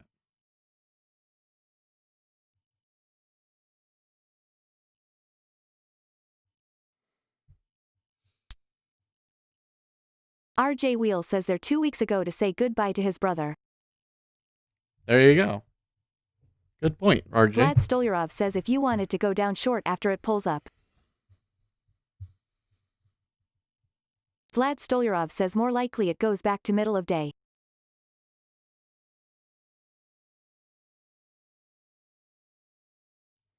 I'm still not too sure what it's going to do. I really thought that we were going to buy after that positive initial jobless claims number. How much could we have taken on that? Actually, we got 15 ticks positive. That's funny. Came just barely short of where we could maybe take it. I probably should have scratched that one when it came back, but I really thought, nah, they're just messing. It's going to go up. I was totally wrong on that one.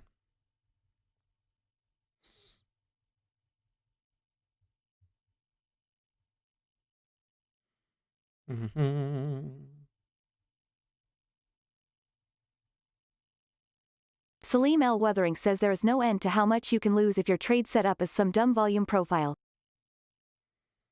Not a fan of volume profile, huh? That sounds like Salim fighting L. words. A Weathering lot of says people are Matt going is to be down down. another $2,000.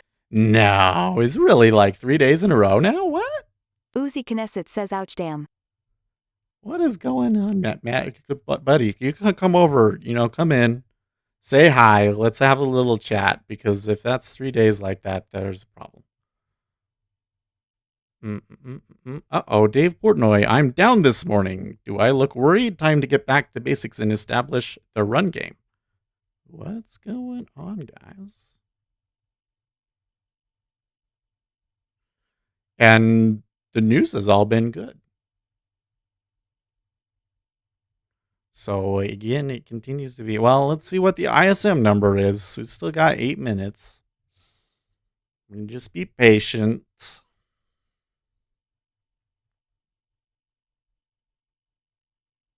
Vlad Stolyarov says I don't watch Matt. No. I was really Salim L. Weathering says, and that was just the beginning of the session on the micros. yeah. I mean, because then you make Vlad me want to Stolyarov talk says about I it. only tell him to slow down. You're taking advantage of me here. Uzi Knesset says he lost $2 Yeah, grand on the micros. How do you do that? I don't want to talk about other people. That's all. But then you talk about it like I can't help it. It's like, how did you do that? Wait, what? I don't even know. He could be saying, Salim could just be like totally messing with us. But I was, I don't know. I was surprised at how quickly he became popular. But I was also surprised at how many negative opinions I saw about him when it was on Reddit and stuff like that.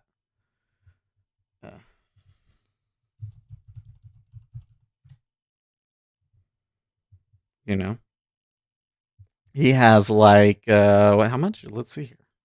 He has like 11,000 subscribers.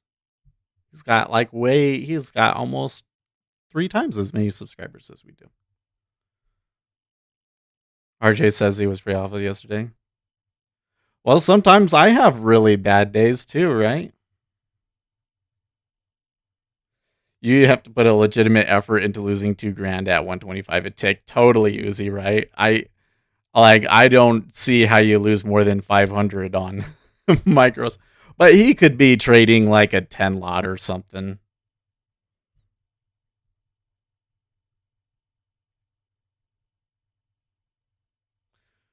So we're kind of at the bottom of the range. I can see people leaning on it, but I'm really wary about any kind of a thing like that. The positioning is such a mess right now that I probably a lean is probably not a reliable trade.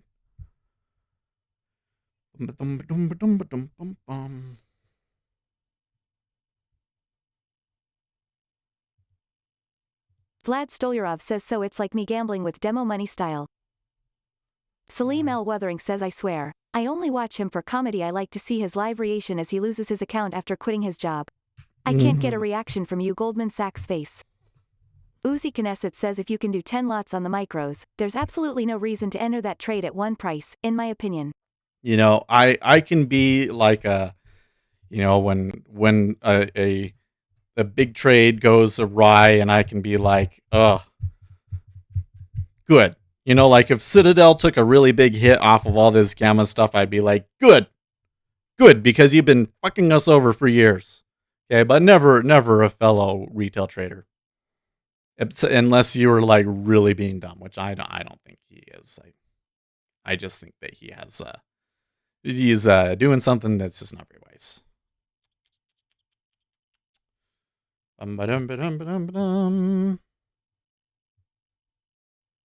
Sad part is some people will take the same trades he does, and he tells them they shouldn't, so there's just gameplay. Well, I tell you guys that you shouldn't follow me. Not that it would be a bad idea per se, but because that would hurt my edge. That's why I say it. That's why I say that.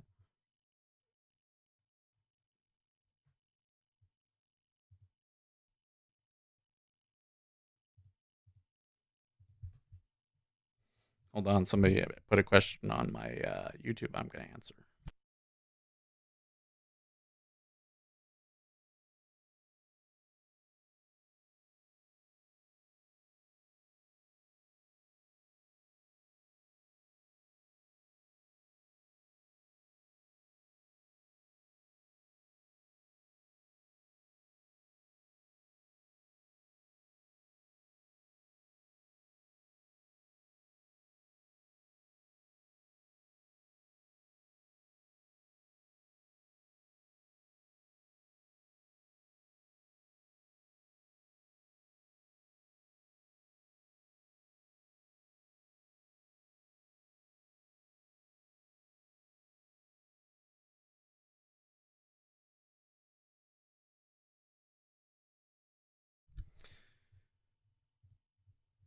Uzi Knesset says follow no one. Take responsibility for your own decisions, winking face. Follow nobody, including, in my opinion, the chart. So this is the thing. I want to make a video about this, but I just haven't quite gotten into it. But we say, you shouldn't follow this guy, this guru, but then we're willing to follow somebody that you see on the tape. Well, how is that any different? Only follow Robinhood flow. Well, if you can beat them to the trade, that's something else. I mean, something that you could do is you could say, I think that he's going to get triggered into a trade here, so I'm going to take it before he does.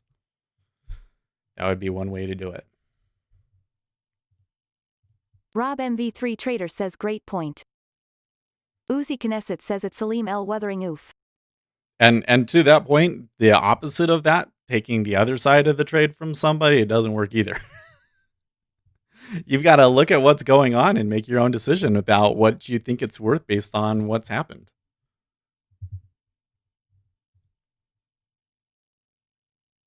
Okay, so here we get a number.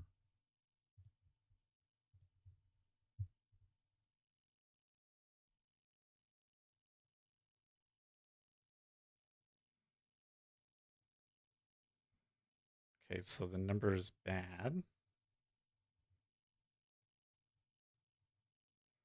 Well, it's not bad. It's less than expected. Non-manufacturing ISM PMI 56.9 versus expected 57. It's close to in line. So here Uzi again, Knesset says if you want to trade against someone, what you do is wait for their trade to be in profit, about when you'd close it and bank if it were your position, then take an opposing trade. oh darn. That was bad. Uzi Knesset says knowing the retail trader will allow the trade to go entirely against them.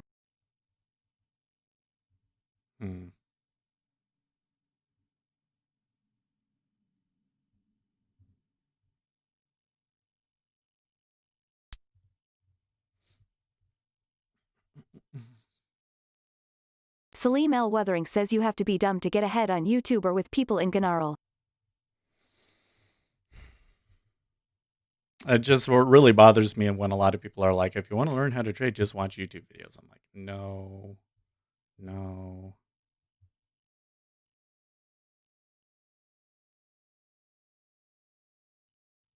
Not that there's not great things that you can learn from watching this channel, but if this channel is the only way that you're getting information about trading, it's not going to work. You got to be able to, you got to form your own Uzi opinion Knesset about says if y'all want to learn to trade, go lose money. Best way hands down LMAO. Well, they're coming up into the open. They're struggling a little bit there. I don't know. So the number was not, it was under expectations, but only by a tiny bit. So I suppose the ISM number is also a wash.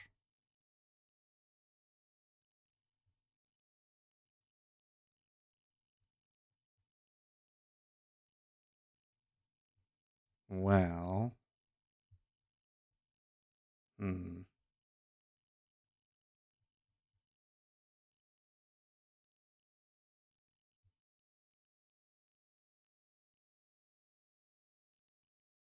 Hmm.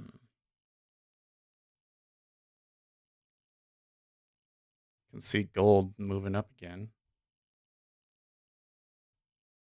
Or extending its move at least.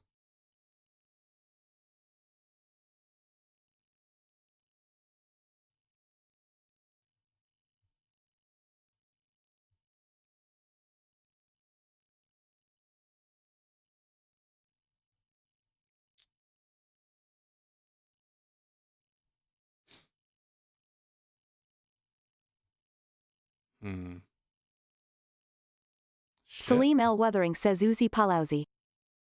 Vlad Stolyarov says we are back inside day.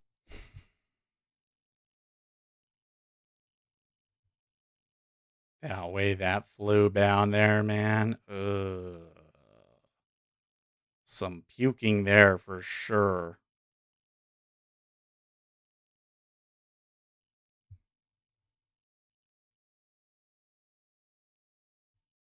Vlad Stolyarov says long stops probably under 12,150 NQ. Sucks.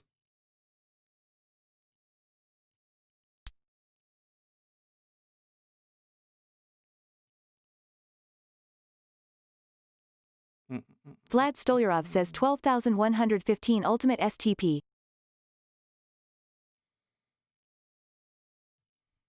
So let's watch this a little bit more. Well, and let's look at the numbers here a little bit more carefully. Non-manufacturing PMI 56.9 versus 57. Employment 47.9 versus previous of 42.1. New orders 56.8 versus previous of 67.7. So not as good. Vlad Stolyarov Prices, says 430. Vlad 64.2. Stolyarov says TSLA doing what it should. Non-manufacturing 62.4 versus previous 67.2. So almost all of those numbers were worse than last time. We have bill auctions today. That's the only other news. There is absorption. And flip, that's interesting.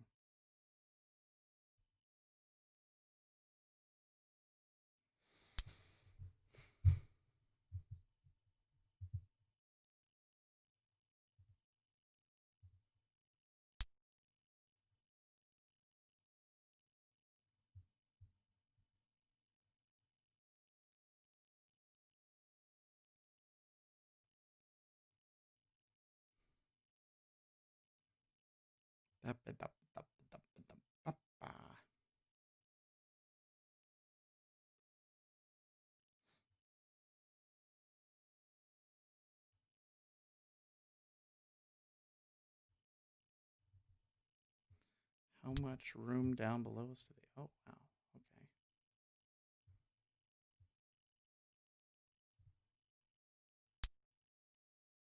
46.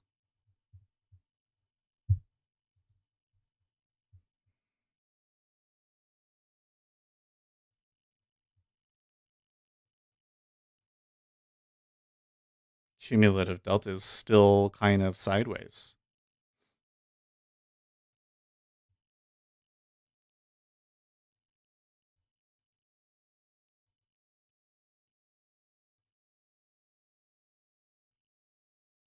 Woo.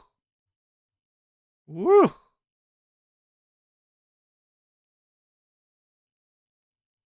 Okay.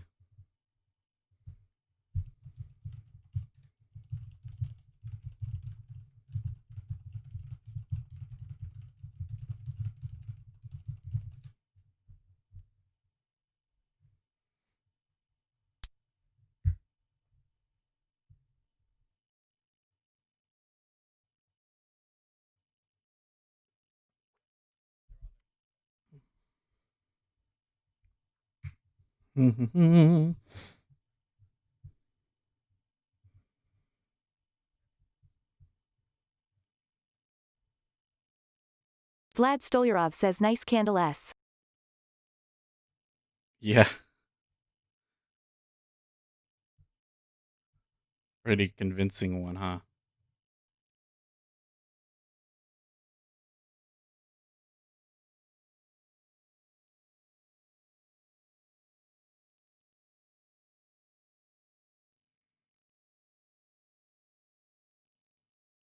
Bank of England's Bailey says crypto currency assets are unsuited to the world of payments.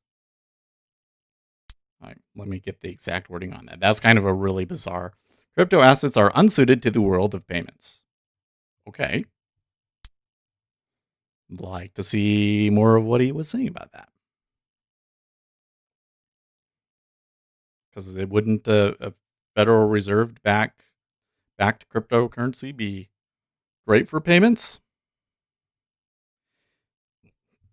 Maybe not. Maybe he's saying that they take too long to confirm.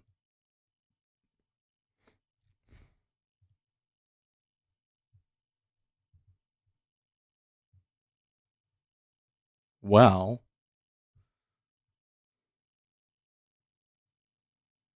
are we finally getting a real sell, guys?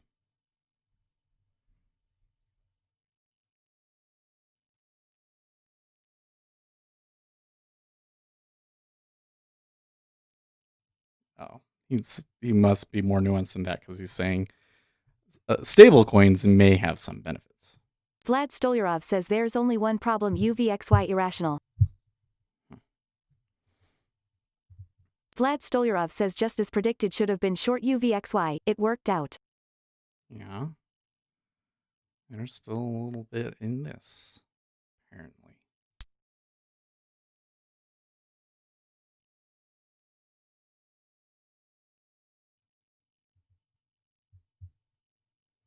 Octavius C This says what's your profit target in ZN?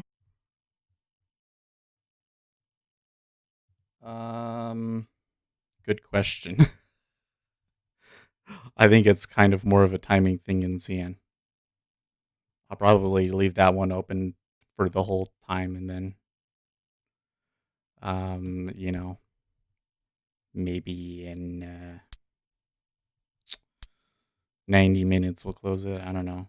I mean, lately you've been able to just hold that one all day. But I would really like 16 to Gary X7. Rich says ISM came Let's in say bad that. print. Jeff Cinder wrote about this expected bad print 2 days ago. Euro backs off, gold holds, bonds slide off, DXY slide up. Okay, Next 60 days sell volatility or buy it. What was bad about the print?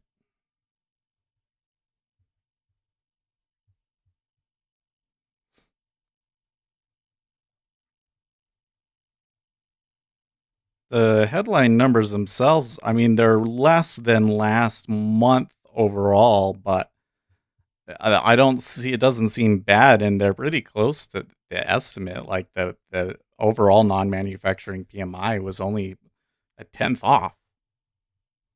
But it seems like the market reaction from it is that it was a bad print. So what is, there must be something deeper in there about it, right?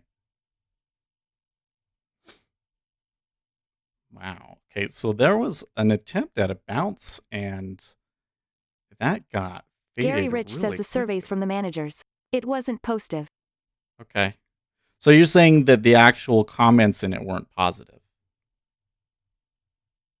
Interesting.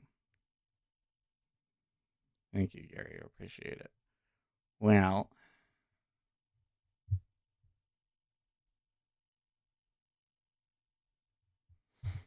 we've kind of got to make a couple of decisions here now. Is this the one where there's going to be a buy the dip somewhere and you want to get out? Or is this the one where it finally, it goes? Oh, I don't have the indicator on here,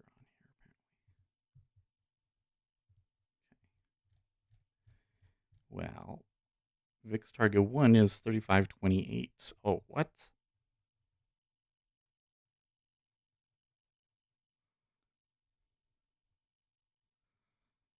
That's correct.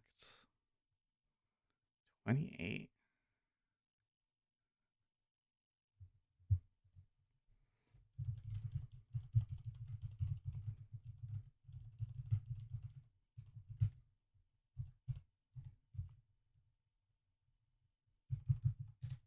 Okay. Well,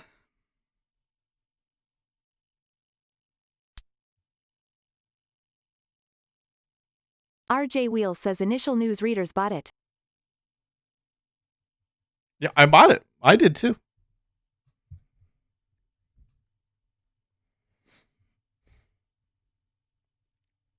Yeah. RJ Wheel says fake out. Well, I don't think it was just a fake out. I think that our read wasn't nuanced enough. Yeah. We were just trading the headline number, and it turns out that it was the actual like survey responses that mattered more. Which means you'd have to actually go in and read the report, which is kind of hard for us to do.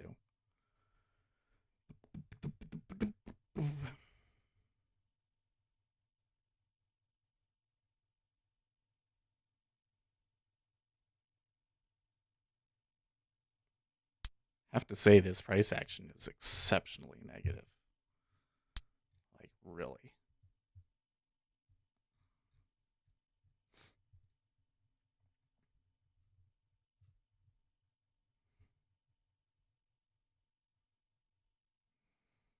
I'm not even, well, okay, so there is a little bit of buy the dip happening here now at 35.44, but I mean, there was a lot of dip buying before this news that got destroyed, so yeah, somebody's definitely trying to make a jump there.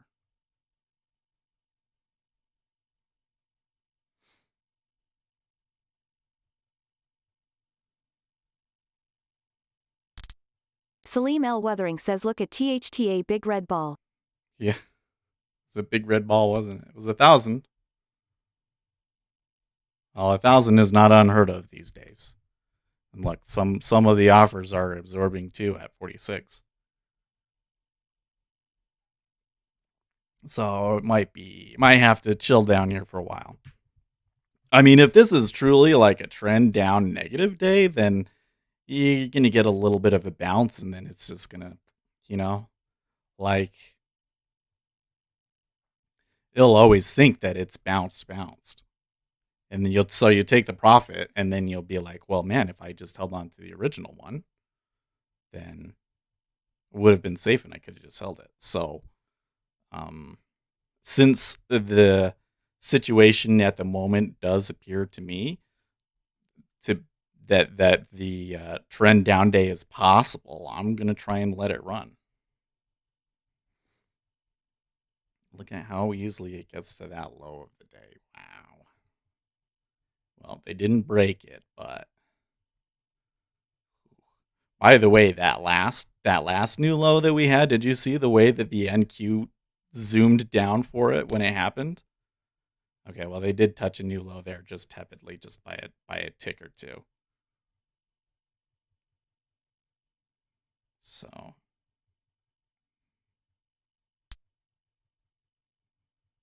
oh jeez. Okay.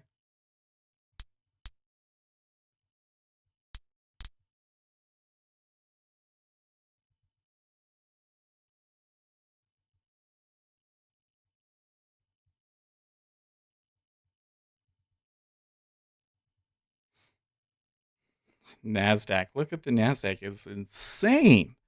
That is insane action. Wow, wow, wow. Where's Apple? Okay.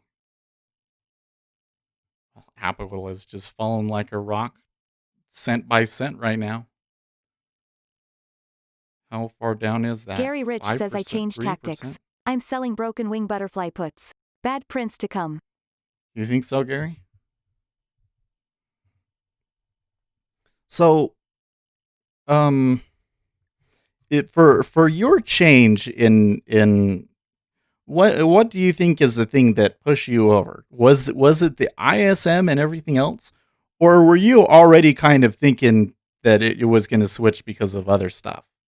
Because I'm kind of getting this thing like, well, okay, the news wasn't awful, but it kind of seemed like that they were on a, they were, you know, itching to sell it from the very beginning, you know?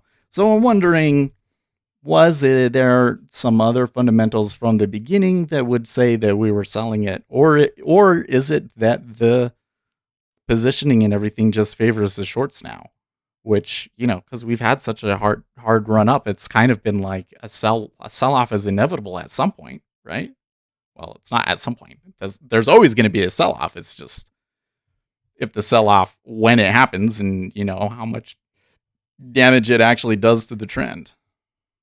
Wow. It's not stopping, man.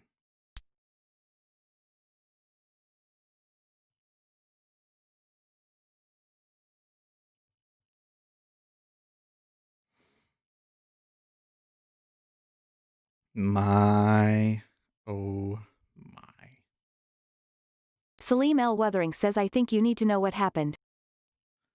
Well, I think I know enough to be, to have a pretty good idea of where we're heading, but um, it's kind of more for future reference. It's like, say we get, let's just assume for a moment that today ends up being a trend day down.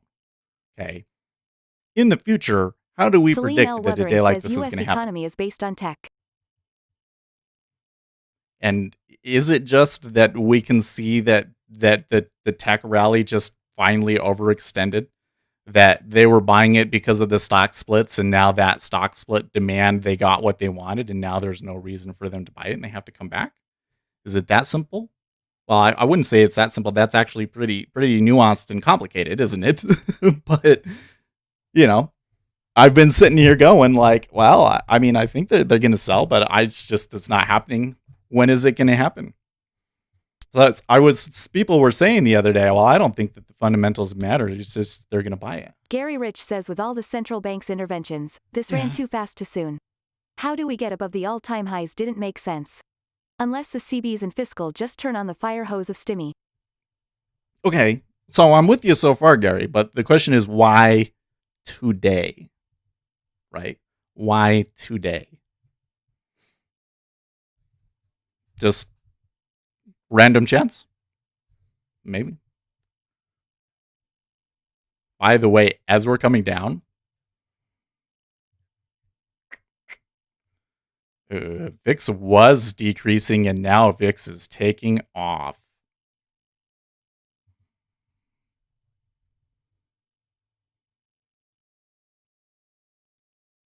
Salim L. Weathering says probably the failed companies are tech down. Plan B4 Trade says yesterday run was done with negatival delta. All day. Oh, yeah. Gary Rich says I'm not saying we drop 20% but a 5% or 6% is healthy. Sure. Bitcoin No, totally Trader with you. says hey Seth, been trading over at Digitex Futures, they run a crypto exchange with $0 commissions and have a futures ladder. They adding SP 500 by November, will be very interesting. Wow, really? S&P Plan B4 500 Trade futures says on at the high of the Bitcoin. day, it was like minus 8,000. That's super interesting. I'll have to take a look at that. Thanks, Bit. Like normally it'd be like that spam, but I have to take a look at that. Okay, so now they are below yesterday's low. Holy shit, guys. Is this happening? Is it finally happening? Salim L. Weathering says I am sorry COVID failing companies are dragging tech down. QQ says another 5 ticks profits from pull up at 3,535.50. Done for the day. I just started, so limiting my trade numbers to 2 per days.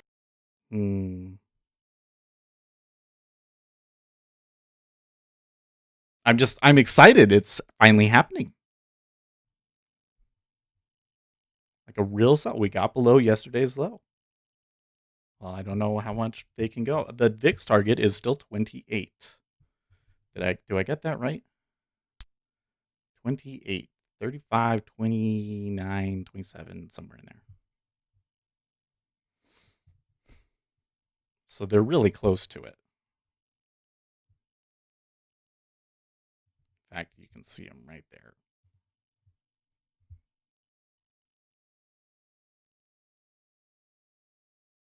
Salim L. Weathering says at QQ good trader.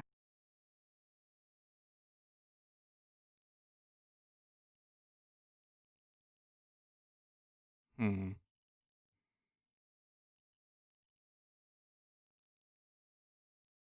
Now the split side of this is that they go to the second fixed target, which would be 34.98. Below 3,500? Whoa, wait. That would be so insane.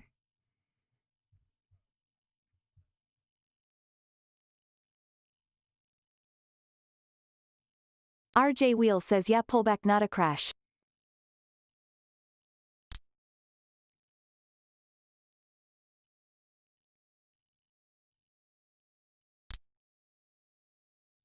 Oh, come on. Thank you.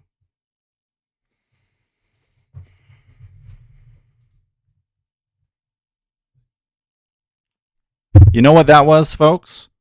Pure fucking dumb luck. Salim L. Weathering says look at how many regular stocks are going down on Think or Swim platform.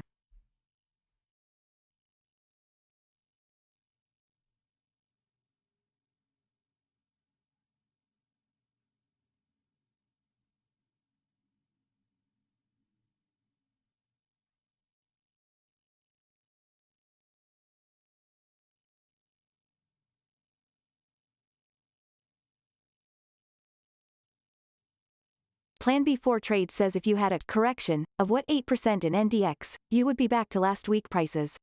Open mouth smile.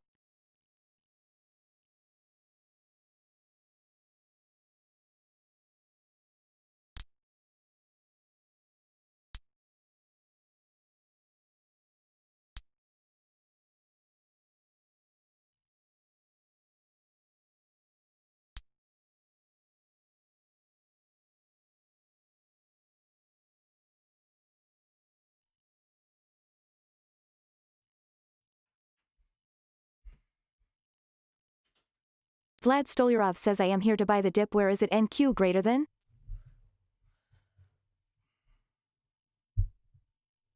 Wow. Oh Vlad my Stolyarov god. says I lol. step away and it goes another 5 points. Holy shit. Wow. God. Wow. Oh man. I took it off at 29. Oh wow. Oh man.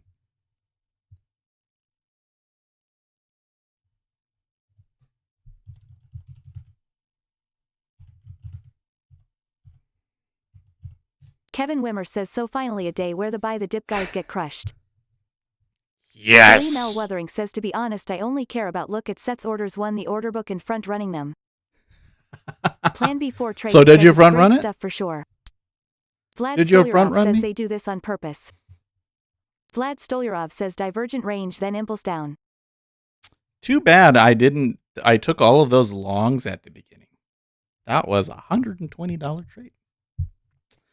I don't do that. I remember being like, it was always so frustrating. Like I could never catch those runners on the Kevin e-mini, and Wimmer now says it just seems like you waiting get for it them every to day. reverse the whole move and make a new ATH lol. Right? Oh, Kevin, don't even. Don't jinx it. Okay, so they retraced that one pretty quickly. So that's what I thought. So,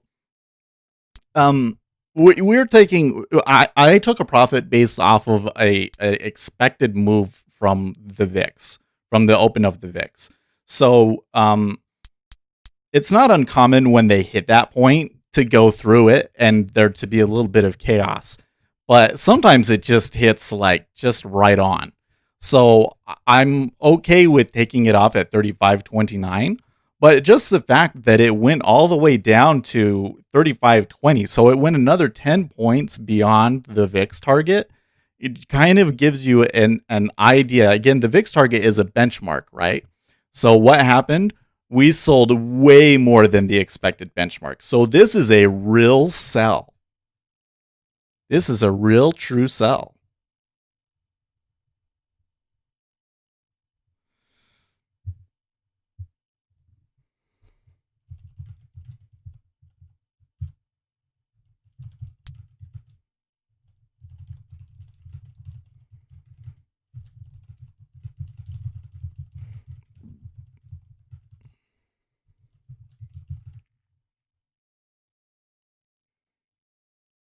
All Plan this before trade says all within this with the initial initial balance time. right?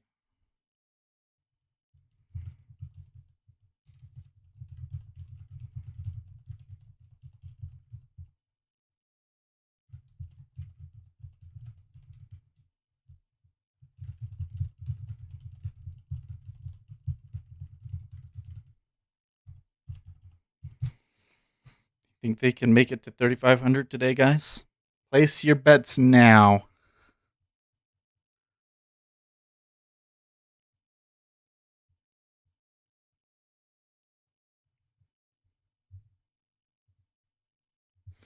Salim L. Weathering says at UCI Knesset sold me your order flow data. Oh, guys.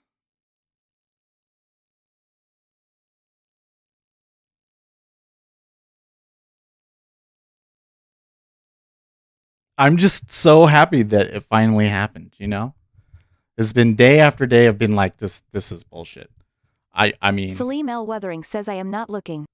I did a lot of buys and spots. I did what I thought was today kind of a little bit of interesting action. Salim there L. was Weathering news. says at anything.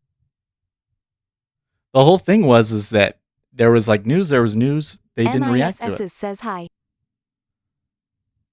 Question is, Seth, are you short? I was. Plan before trade says the question is Seth, are you short? I was.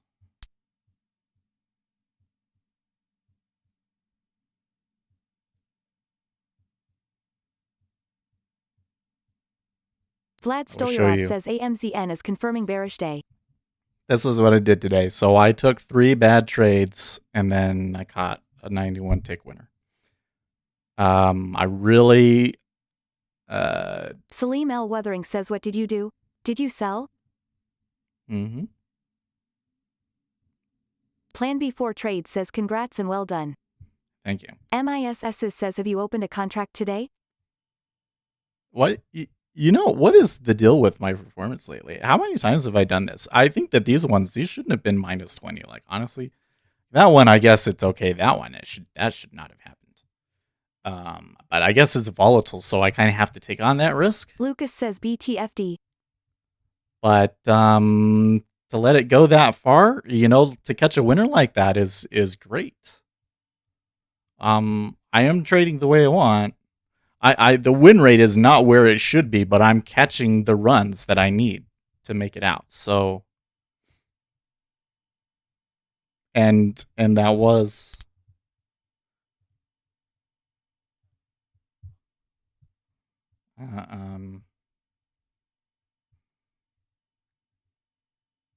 where is it? There it is.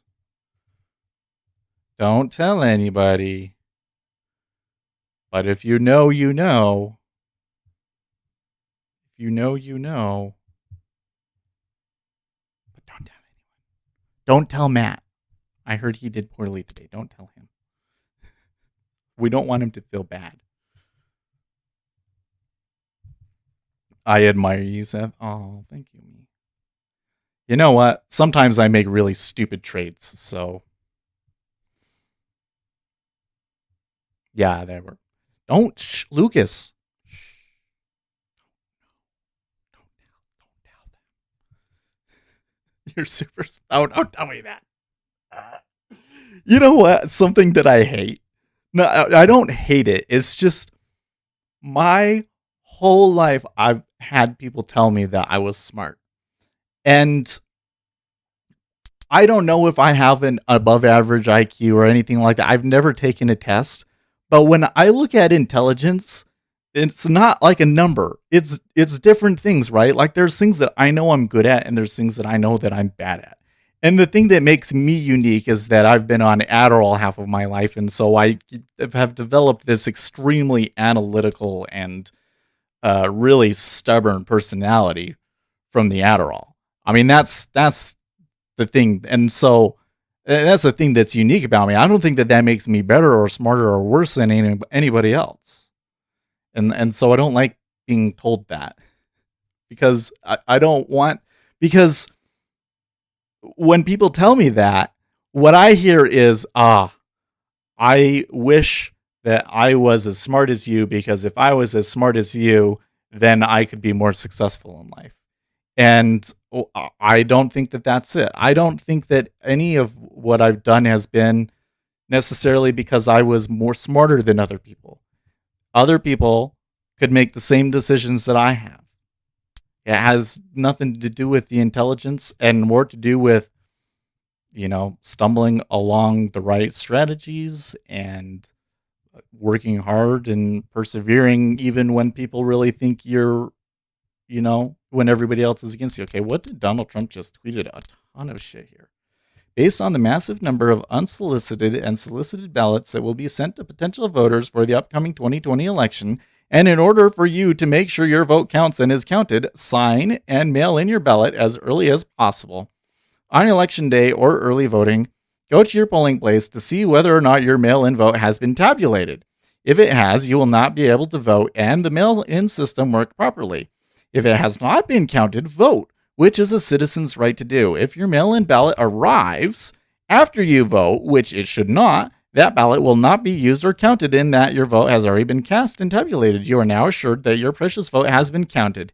It hasn't been lost, thrown out, or in any way destroyed. God bless America. So the Democrats were accusing Donald Trump of encouraging people to commit voter fraud. I think that tweet is like a kind of a counter against that, just to say it's your right to go in and do this. And if you've been tabulated, then they won't let you vote twice. So probably something that he needed to say. But this whole thing is just interesting because they've been saying, oh, you can't do voter fraud, but now they're all you're telling people to commit voter fraud, but you told us that we can't do it, that it's impossible. This is going to be interesting. Trump was not suggesting voters do anything unlawful when encouraging voting twice. Gotcha. This is going to be an interesting the way that this story plays out, because I don't think that it's going to be a positive for Trump, but maybe the red pilling from this helps him out in the end. I don't know. Seth, you just have to say thank you, nothing more. You know what, me, you're right. Because this is another problem that I have is hard time taking compliments. Maybe, I guess, because I'm a boy and we don't get them very often, but I appreciate it. I feel really good right now. If you can't tell, I think I'm more happy. I mean, yeah, I made a good trade, but I think I'm more just happy that we finally got a big sell-off in the S&P 500, because this thing just going up day after day after day just was like totally bullshit. I thought. So I'm just excited about that. But you guys were all super quiet during it too, so I'm assuming that you all were all taking trades in there.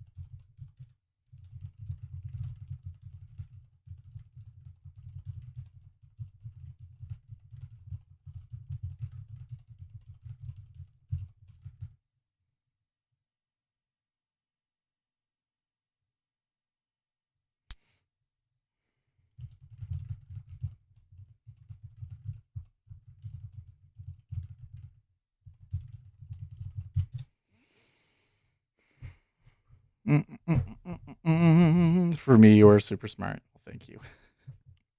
I mean, I like to be smart. I like to say, I'm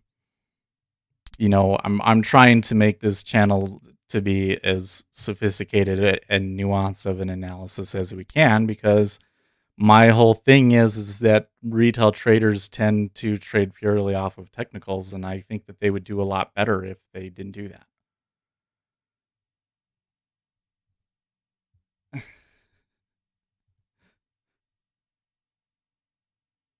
Oh, I'm Why getting Trader this says, hey slow. Seth, so I went half tarhow of Axia Futures course of price ladder, and I guess that there is no good knowledge, but who knows? Yeah, A lot of people have been showing me. There's a link going around that where you can watch the Axia course now. Like somebody's leaked it. Um, I haven't watched them or anything, but like a ton of people have sent me the link, and so now we get a bunch of people that can finally give us like a real people that we know give us a real what is the word, a review of it, you know.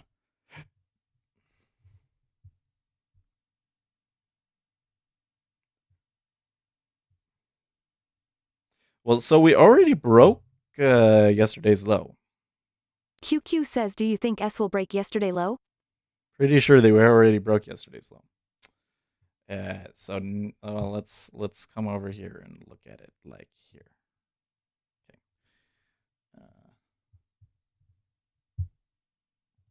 Right. Below yesterday. So now there is a naked point of control at 3508. Okay. And the second VIX target is at below 3500. So could we get there? We certainly could. I think, like I've said this in a strategy before about trading in fast markets. Do you guys remember that video? First trade is usually the best one. So here at this point, since I've taken profits, it's kind of hard to get a good spot now.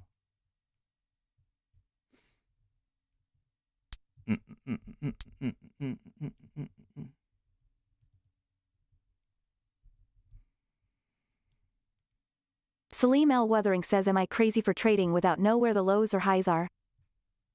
I'm just going to have to read your comments out because the reader is being super slow.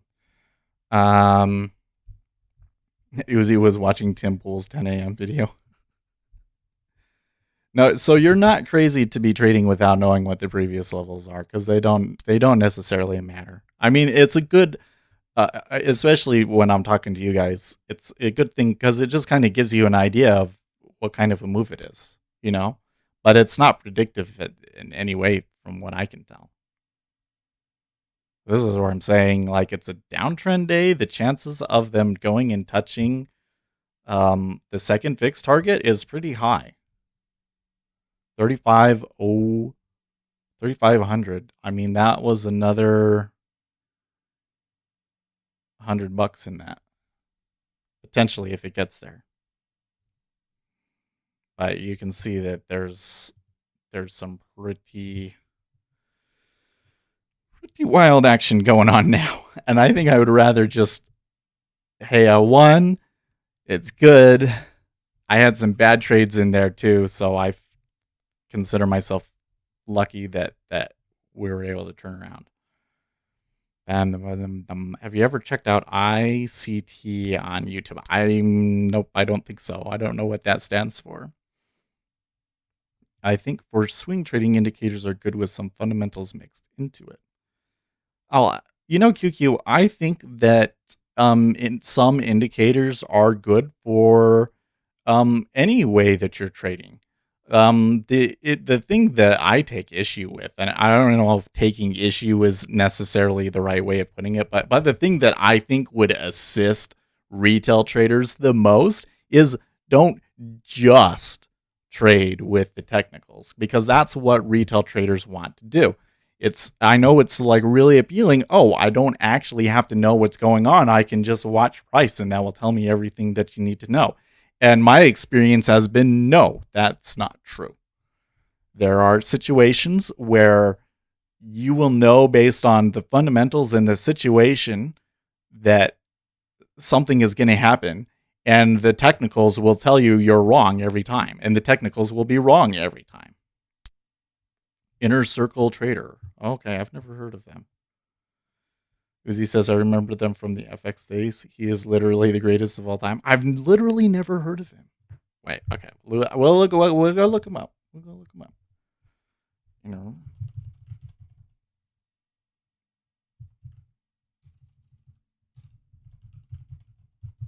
I just want to say, I will say, Well, no, I see this guy, he has 152 videos. It doesn't look like I can see how many subscribers he has, though. He has a lot of views, though. Wow. Um, when we talk about other YouTubers, because I don't like talking about other people, you guys keep bringing it up, though. And it's really hard. Like, talking about people is fun.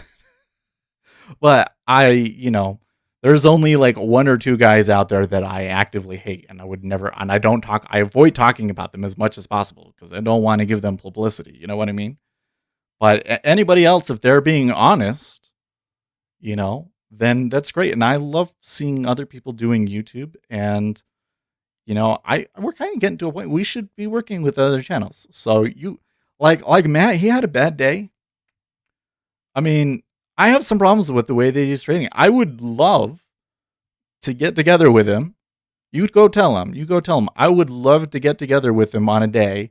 And I'm not going to say that he's wrong and I'm right, or or maybe he's right and I'm wrong, but just to say, here's how I trade and here's some things that you're doing that I would change, and have him try it and see if that works. In particular, I think that he has too big of a stop. And maybe that's intentional because that's how you get a good YouTube channel going. But I would love to work with anybody. It's like a big community, especially when we're doing futures. Um, you know, let's all be friendly with other communities, right? So if I say something that it seems like I really hate somebody or something, and that I don't mean it like that. Gary, if the NQ gives up 100 points of the losses at the end of the day or tomorrow, it's an indication they are attempting to battle back slowly. Gotcha. Totally. So you're saying, yeah, it's going to be a down day, but the question is, how much of it do they end up buying the dip of? I'm wondering though. I mean, the way it's trading right now, here at the end of now here it's 8:45 my time. So this is the end of the counter trend period. So this is that point where there's a potential for another move, and it may be up. I wouldn't be surprised to see another pullback above the 35.29, 35.30 area.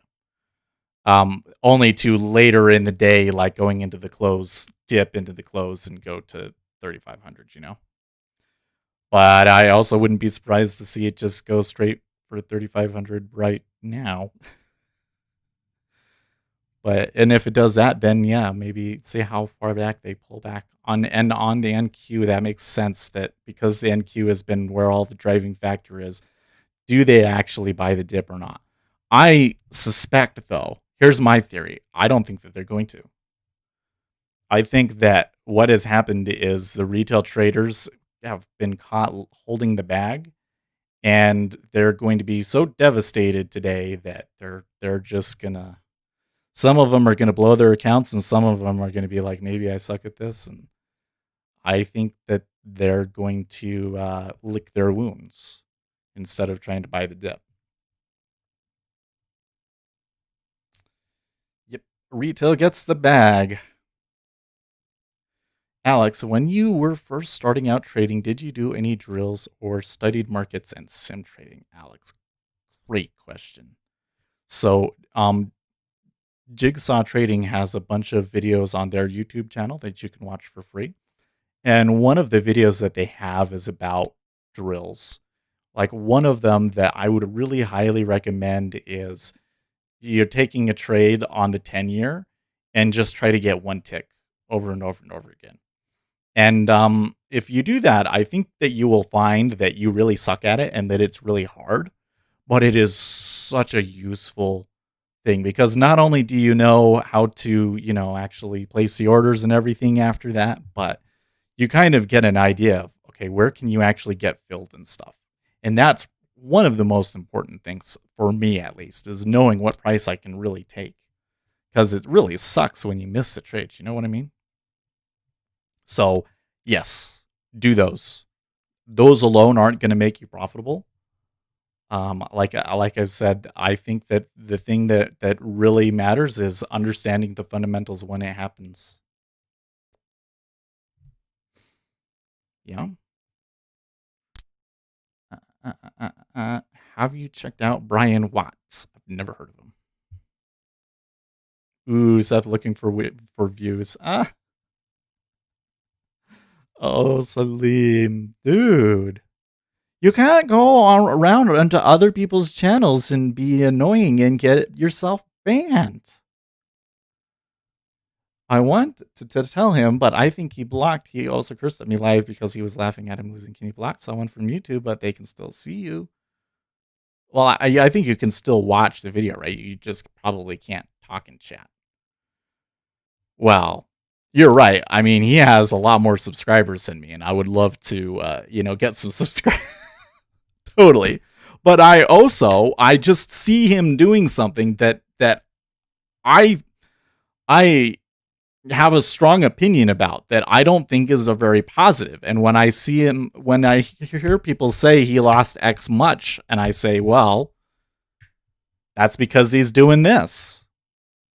And I don't know if he doesn't know any better or if he does and he just wants to, man, it's just not stopping, is it?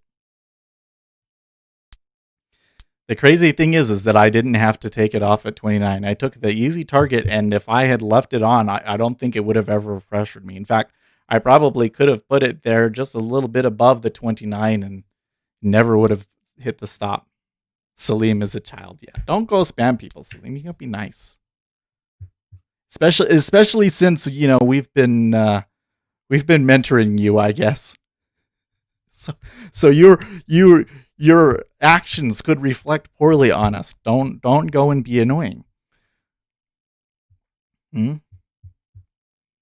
Anyways, what was I saying? I was saying lots of things, wasn't I? Oh, this is such a move. Such a move. I'm just so excited about the move. Even though I'm out of it, you know what? I don't feel FOMO about this at all. I was like, well, I knew it was a chance that it could go down there, but I was happy taking $70 on the day. What a move. Wow. I only took it because I thought, well, they could come back up to like 35, 40, and then they could dip down again, so you don't want to. They just sold it again. Wow. Oh, yes, I was talking about Matt. I was saying, yes, I would like to get some of his subscribers, but also I want him to be a successful trader, and I'm seeing something from him that I think he should stop doing. And it's something that you can just say, okay, I'm going to change, and that'll be the end of it. So Lucas says a ballsy trade. Yeah, I don't know. You know what, Lucas? The thing is that I had bought it 3 times before that and lost. So I was like, they've been itching to sell this the whole session. Nothing in the news was really super crazy. Like nothing in the news that said like, okay, like we should buy or this is positive or negative. Although it does sound like the ISM survey had negative comments in it. So that might have been one big part of it. But when it was at that point, I said, okay, this is just they have set themselves up to sell it. So, and because we knew the whole situation was like, if we get even a little bit of a sell, this market is so imbalanced that it's just going to fall apart. So that's why when they started heading for that low after I got stopped out, I said, okay, I can flip it around and just hold this. And it worked. And I only took the first VIX target, and it looks like possibly we could be holding it to the second one. Wow. Wowzer of a trade. Gary says, let's see if Euro London session can establish a bottom and bid the jobs report tomorrow. Last month it didn't work. We shall see. Yeah. Well, I mean, what if the jobs report tomorrow was really bad? Because we get this move, and then tomorrow they sell off even more going into the holiday, That's going to set up the rest of September for a really negative action, won't it? By the way, where were we on Monday? So Monday was the 31st. We opened at 3508. So we've gone negative on the day, negative on the week, almost on the month.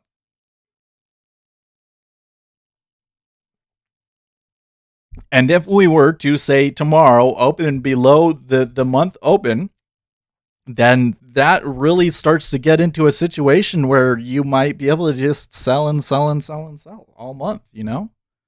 Ooh, I'm getting excited.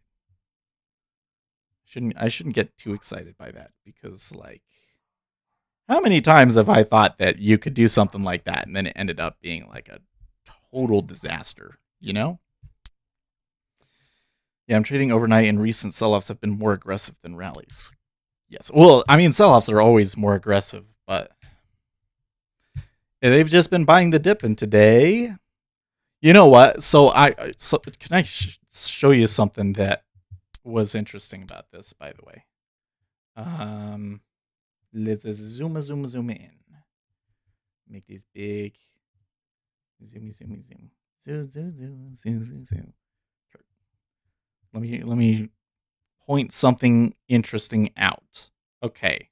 So we started here 6:30 jobs report. We went up a little bit, didn't hold, came down. ES open, fought around a lot. Okay. And then at 7:45 here was the market surveys. And then 8 o'clock was the PMIs, and then it dipped. Now note in here there was some dip buying. And I think I can show it even more clearly to you. Oh, wait.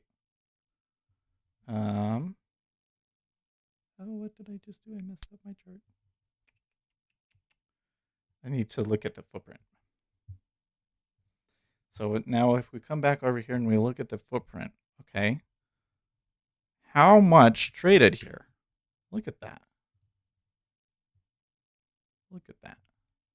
A lot traded there at 33.55 where I tried to buy it. And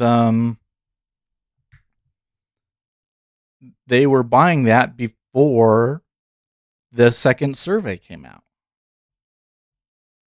Yeah, Lucas says trapped longs. But it's not just trapped longs, really, when you think about it. It's stupid longs, really, if you think about it. If there's another big piece of news coming on, why are you picking up a huge position here? Right? Like, that's like, let's take a scalp, and then we're going to take the next piece of news and see what happens, right? Then the next piece of news didn't really bump the market up, then they had to puke. Yeah. So it wasn't just like I was always waiting for this thing where it was like, okay, they buy the dip and it bounces a little bit and then they sell another selling wave comes through and crashes through them and that's the end of it. That's always how I thought it was going to work out because that would be, but no, this one happened because the buyers were stupid. In my opinion, that's the way that I think about it. And that was, I guess, another factor behind how I knew that, like, well, if we're not going to buy up after the ISM survey, then this can just fall apart. Yep, it turns into a tsunami. Why not just message Matt in the chat? I didn't know him until Salim mentioned his name. I don't want to put pressure on him or anything like that. It's it's up to him. I feel like that if I were to message him that would be like pushy about it. But just tell him to watch my video today. That's all. Just tell him to watch.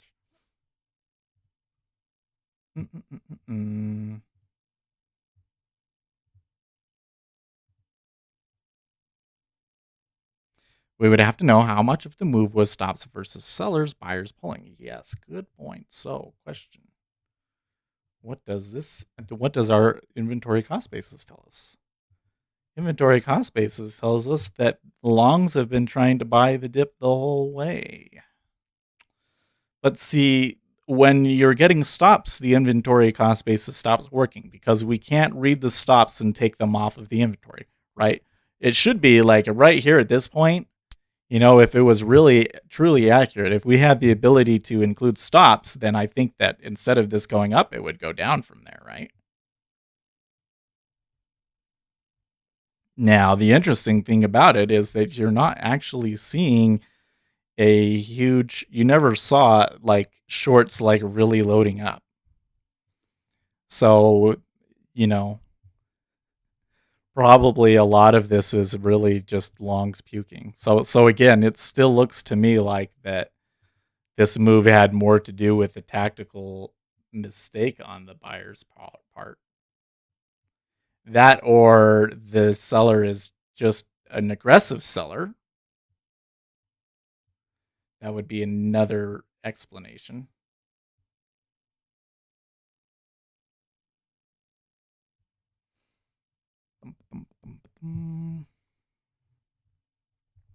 How many live futures traders are in YouTube? I don't know. When I started, I really thought I was the only one. And that might have been right. But since I started, there's many people have done it. And I've helped other people start doing it too. So because again, like I'm not afraid of competition. Like uh, when there's this whole thing like if you put a gas station and you put your gas station next to the other gas station and you think, oh, okay, there's only like 100 people that are going to buy gas, and so now I'm only taking 50. But in fact, what it does is now everybody knows that you go there for gas, and so now there's 200. And so the pulling the more of the you that are out there making YouTube videos and stuff, the better it is for the overall community. You get like more videos recommending your videos, and there's all of this cross pollination, and now more traders are looking at YouTube for community, and it helps everybody that's doing it out. So that's why I was saying like I totally would be down to like be doing things together with guys, as long as they're not one of the few guys that are just being completely dishonest. And there are some of those too, which I really hate. I have the same OCD with my trading windows; they have to be perfectly aligned, right? Was I trying to fix it? You saw me trying to fix it there. I'm gonna, you know what? I'm gonna fix it. So the thing that's sort of annoying about it is that I have a plugin. I have this thing that I bought, the application that Aquasnap, and it's awesome. And it auto snaps your windows in. Oh, it's so great, guys. It's so great. And it auto snaps your windows in, but it doesn't work on NinjaTrader windows. Oh, it's so annoying.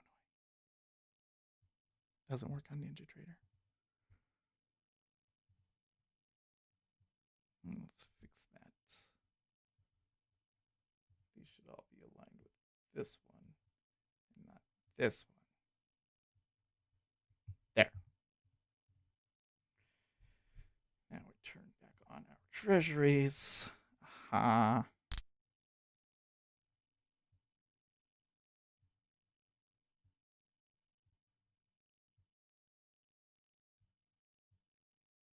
There we go. Now I think I got it all. Now I think I got it all lined up.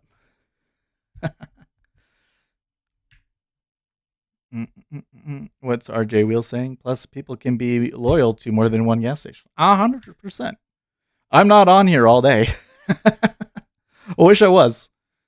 I was saying, like Gary was kind of criticizing me the other day about like, well, if I make an indicator, why should people buy it? Or I have the like $1 subscription, why should you buy it? Well, the reason you should buy it is because even though I've been doing pretty good with my trading lately, I have a limited amount of capital, and I don't think that I will ever be to a spot where I can just completely trade for a living.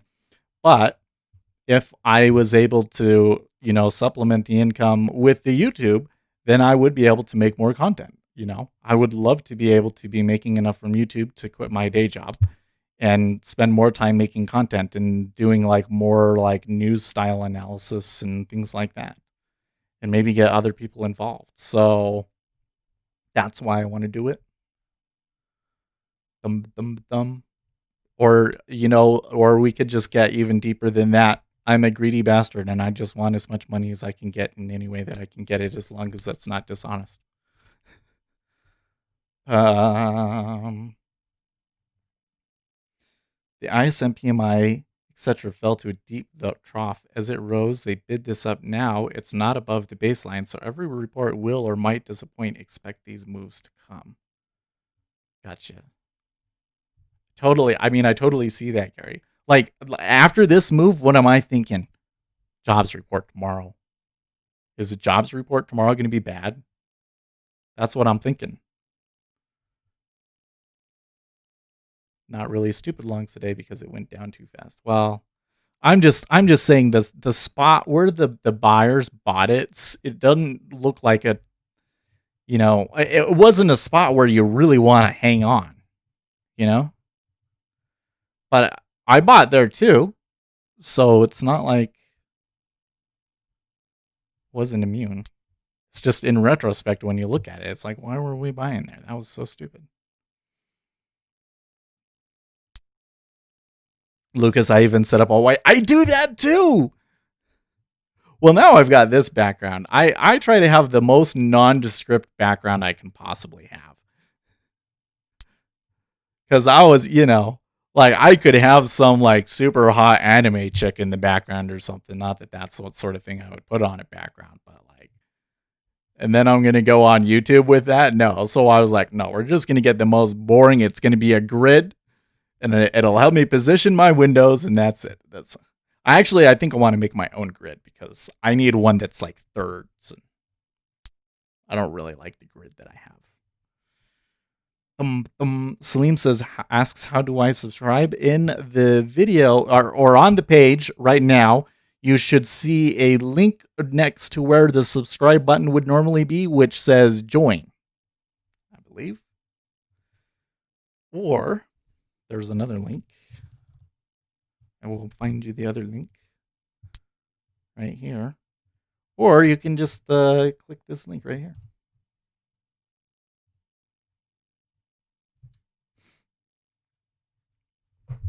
For $1. So you can get emojis. So you can get the bull and bear emoji. See? We need come on. You know what? You know what, guys? You know why the market really went down? The market was really going down to celebrate our new gay bear emoji. That's why it went down. Hey, there's the target, 30.95. Gosh. Wow. Awesome. So awesome. 35. 150? Wow. That would have been amazing. I should have held it. You think I should? What do you think? Should I have held it, or do you think that it was a good place to take profits? I'm thinking now, like, I knew. As soon as I took it, I said, I think that they get to the second target today, didn't I? I should have held it. Sorry, this content is not available for sale. Wait, what? It doesn't get you the... No, it should give you... And you come over here, and you go...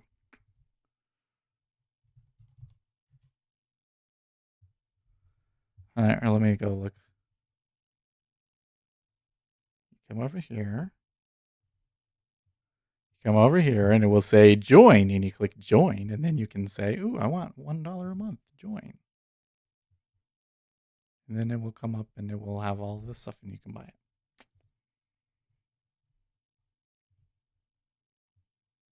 For $1. And then you, too, can use the gay bear emoji.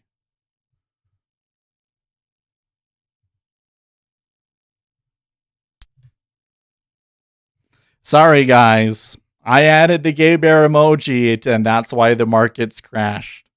That's today.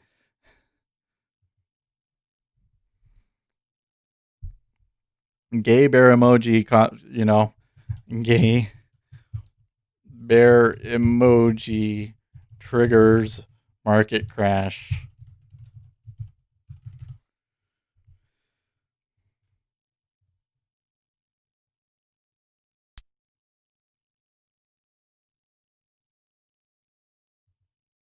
That's what happened, guys. That's why we're down. It was the gay bear emoji. Ooh, which YouTube is that? Is that not what you see?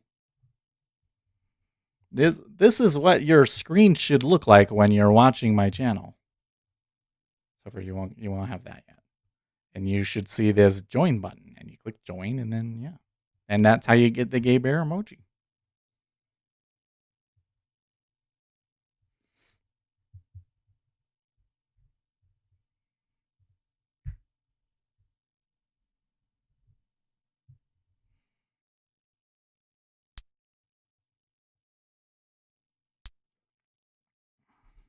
$88? What the fuck? This is turning into insanity. Wow. Can we get an F in chat for the NASDAQ?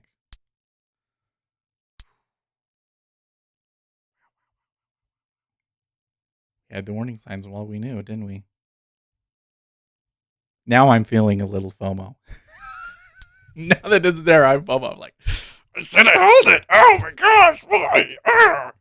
$150 there more. Oh, it was alive. I had the perfect spot. I would never have had to have sold it. Wow. Okay, they are pulling back. They are pulling back.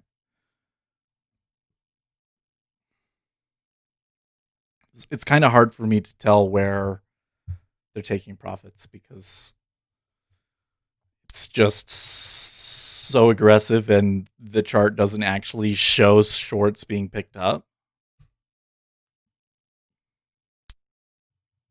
Sam says that that's a mini crash in NQ, nothing unusual given that. Yeah. Well, I've noticed that when you hit that target, there's almost always a little bit of crazy behavior underneath of it. You can see it, but can you post the gay bear? Well, no, you have to actually subscribe. It doesn't say that you've subscribed yet. Once you've joined for $1 a month, then you can use the gay bear.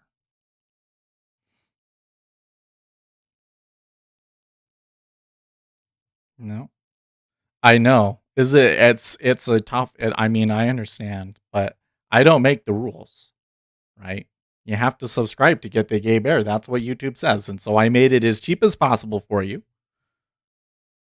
These are account blowout events, 100% PRT, 100%. And I have to say, given the way that people had been buying the dip and everything, it was inevitable that because people have been making money off of strategies that are taking on excessive risk. And I've been telling them, I've been arguing till I'm blue in the face with people on Reddit and stuff. Like, when this falls apart, it's going to rip your face off because the strategy that you're using is basically martingaling long. Love this monster rally. S&P up and bonds. Oh yeah, by the way, we took our target on the bonds, didn't we? Woo! See if that one was a sim. I made 500. Wait, so I took it off at 20? Wait, no, really? Wait, so I got 12. Oh my gosh, I could have taken a whole point. I should have put it there. Oh my god, yeah. Well, I wasn't really paying too much attention to that one because it was this. I'm. He says I don't think it's available in Morocco. Maybe that's why.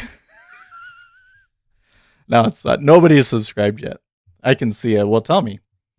See, whoever does it, we'll call your name out, and then you'll use the gay bear emoji, and then maybe the market will go down another 10 points. Oh man. It's crazy how call options are expensive on a lot of tech names. Call volume is yes, Sam.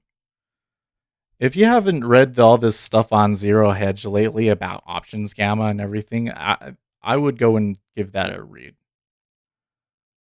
Because I think that that's a pretty significant factor. Like we knew, right? I think we all knew. I couldn't say if it's going to go up today or if it's going to do it tomorrow or next week or in a month, but we knew that it was going to happen eventually because there was just too much Tinder. You know? They just need to cut off cell programs. Well, because it kind of makes you wonder where would we be without the cell programs? Like, I think that this would take us down either way because of the options positions that people have. So my question now is how does a company like Citadel fare after a move like that? Because they had to do all of this buying to, hedge themselves, and now that it goes down, they have to sell them, right? So is that good for them? That decrease the amount of risk that they had to have on? Or is it bad because they have to chase it and they're losing money as they're chasing it? I don't know. I'll be really interested to see what the Gamma analysts say about it. Vlad says 11,875. I call NQ bottom here soon. Well, if it could go lower, it totally could, but the probability of it going lower from here is significantly diminished, right? So for me, if I had held that initial trade, I would definitely be out now.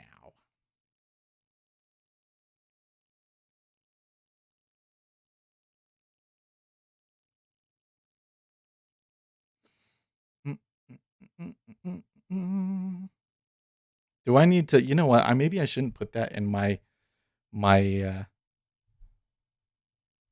going to call it the rainbow bear emoji, because if I call it a gay bear emoji, YouTube might not like that. There we go.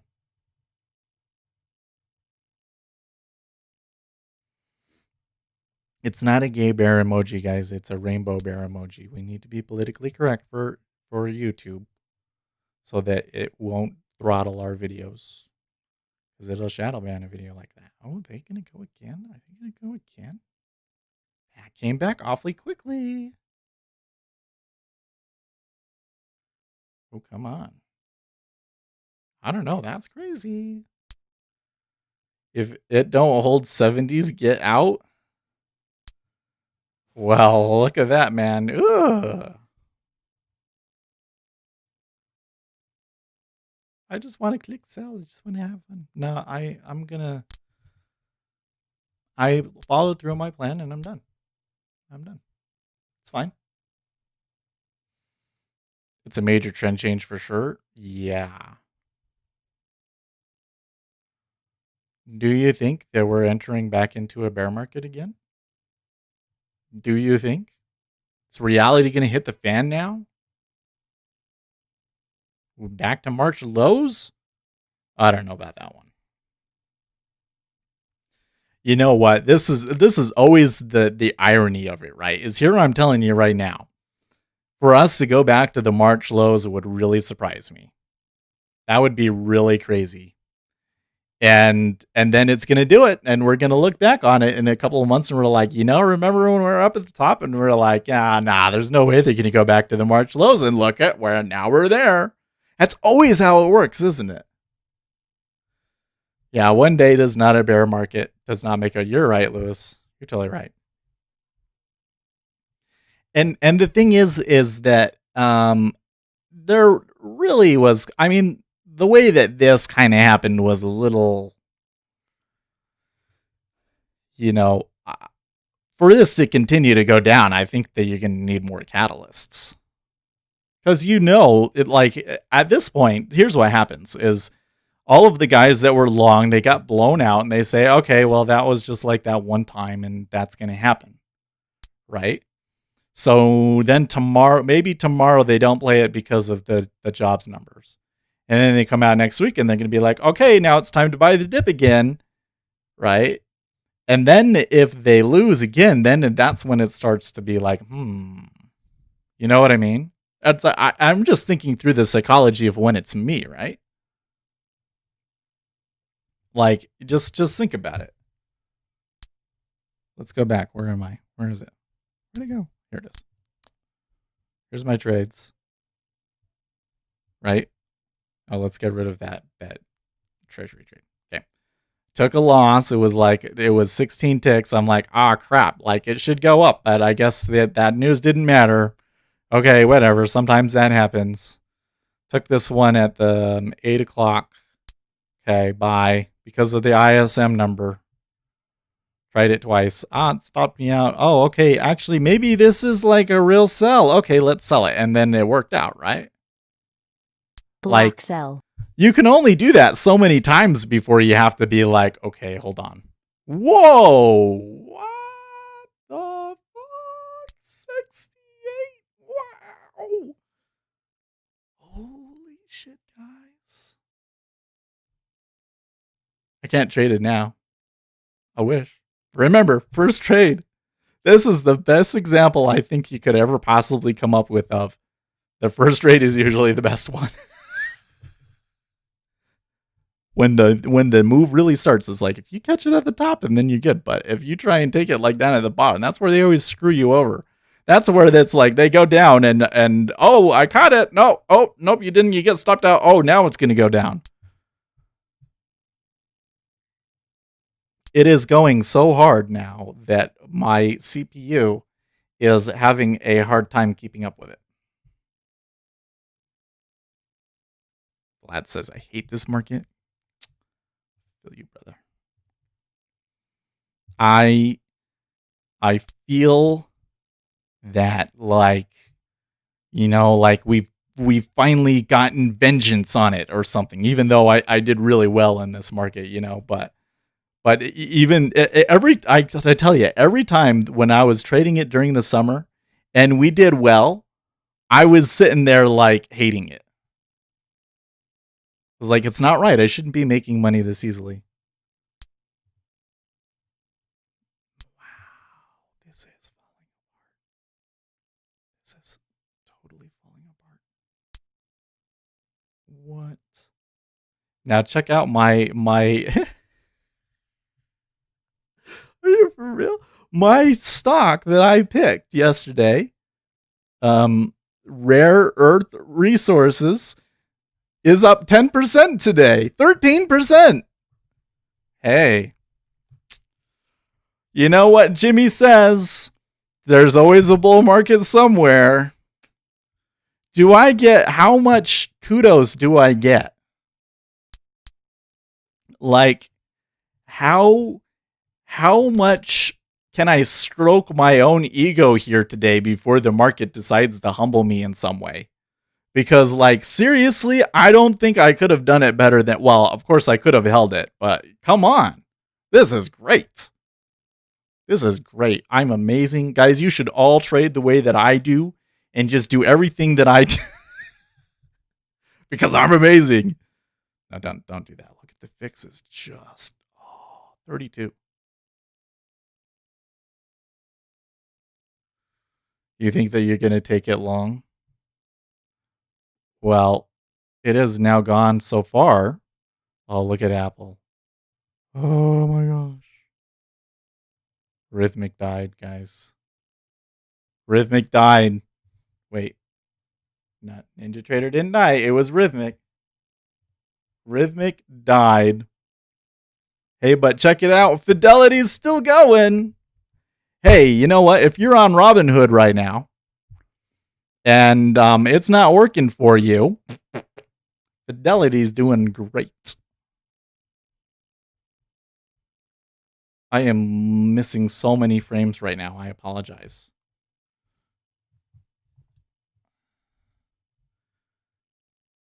System interrupts very high.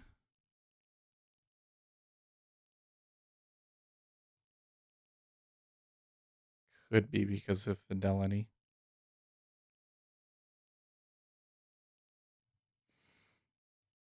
Lewis says I bought 4 ounces. Why? How is gold? Oh, gold sold! Oh my gosh, guys, it just gets better and better. Why am I happy that gold is down? Because every time that everybody's like, okay, like the big market crash is coming, you better be in gold. And I'm like, no, you don't want to be gold because they get fucked over when we have a down move too. And sure enough, gold is down. 1934 right now, gold. Actually, you know what, though? We're not seeing a huge move into the dollar. Although, I don't know. I don't know.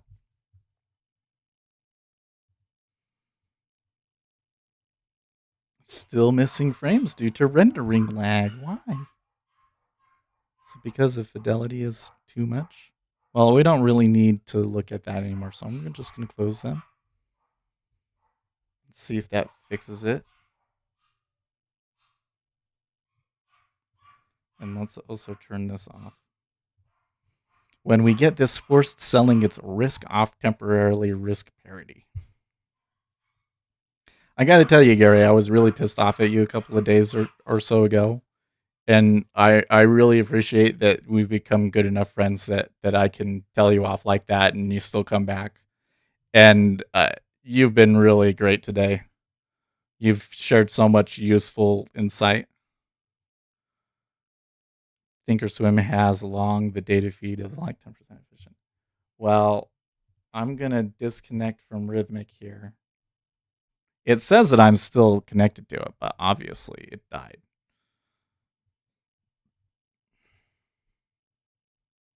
But there might, it looks like there was something else going on my system that was causing some system interrupts.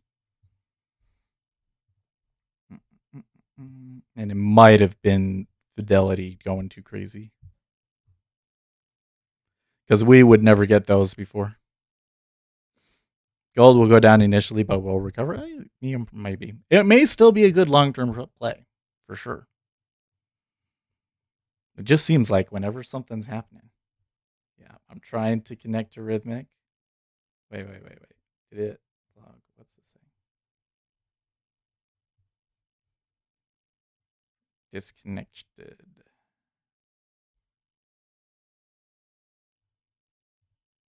They're probably really pissed. They're like, oh my gosh, how did Seth make so much money today? We wanted to take the rest of his account.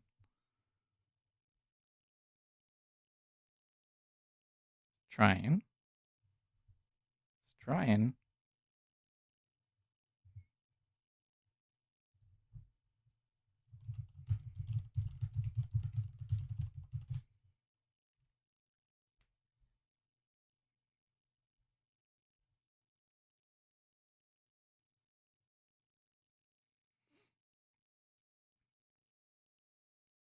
Maybe we just stop here.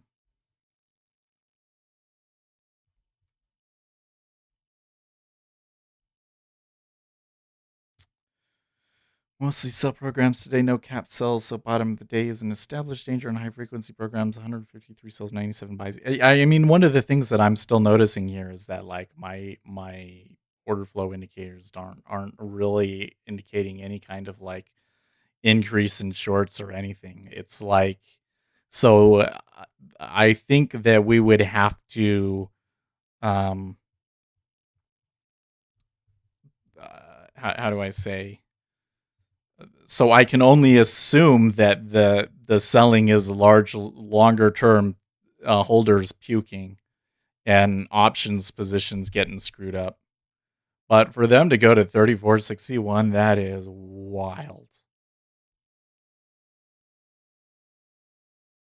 Waypo, somebody in Discord says that Thinkorswim crashed on them too. Well,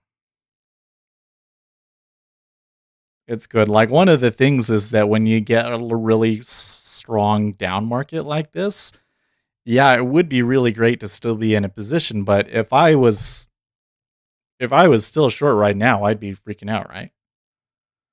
There's a certain point at which the volatility becomes so extreme that it's just not worth what you end up making, I think, for a retail trader. Maybe we watch Bitcoin to stop.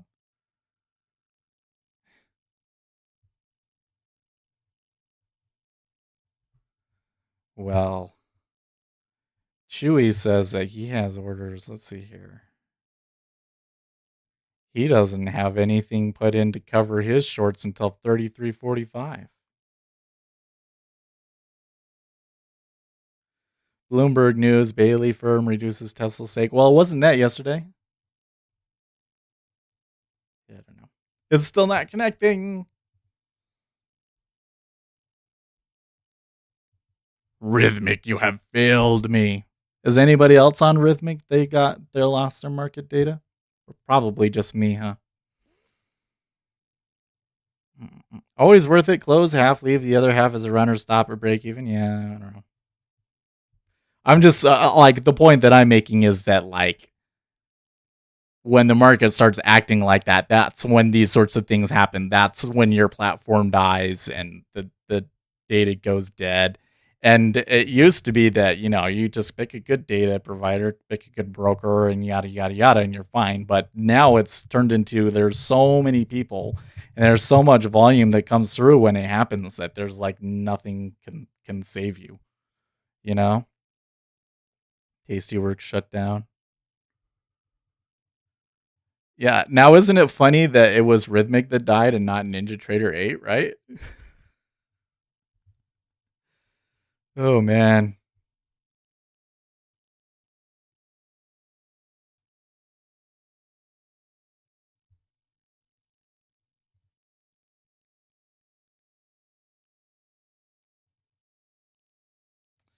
So, let's try it one more time. And if it doesn't pop up, then, hey, you know what? It's time to shut down anyways. So we can just be like, it's fine.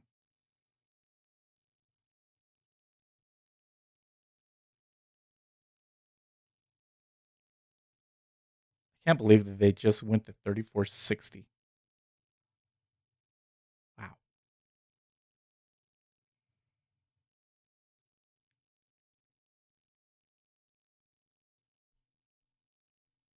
That's insane. Maybe Trump turned off the markets. I don't know.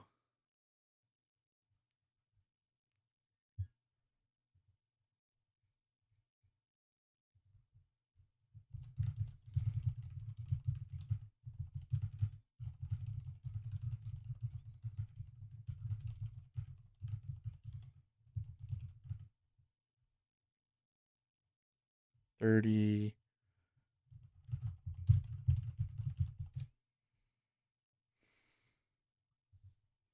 Yeah, you know what, guys?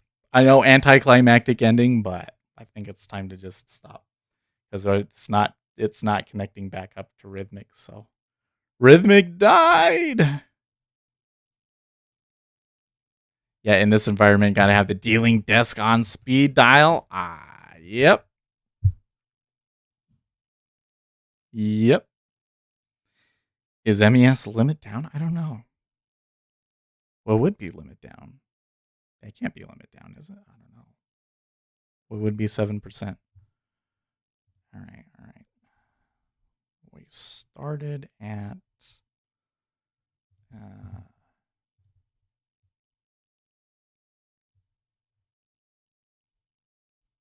let's call it 35. No, let's be exact here. We should be exact.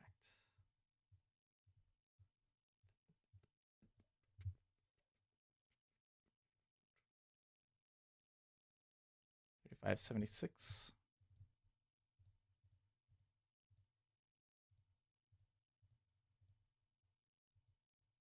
250.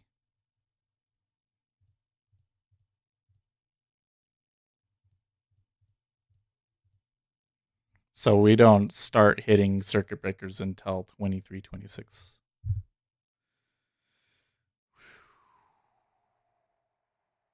Well, now that EU markets are closed, things calm down. Famous last words, right? Well, I'm not going to mess with it today. We'll see what happens tomorrow. Should be fun. Well, it was a good day, regardless. I will see you guys tomorrow. In the meantime, stay profitable.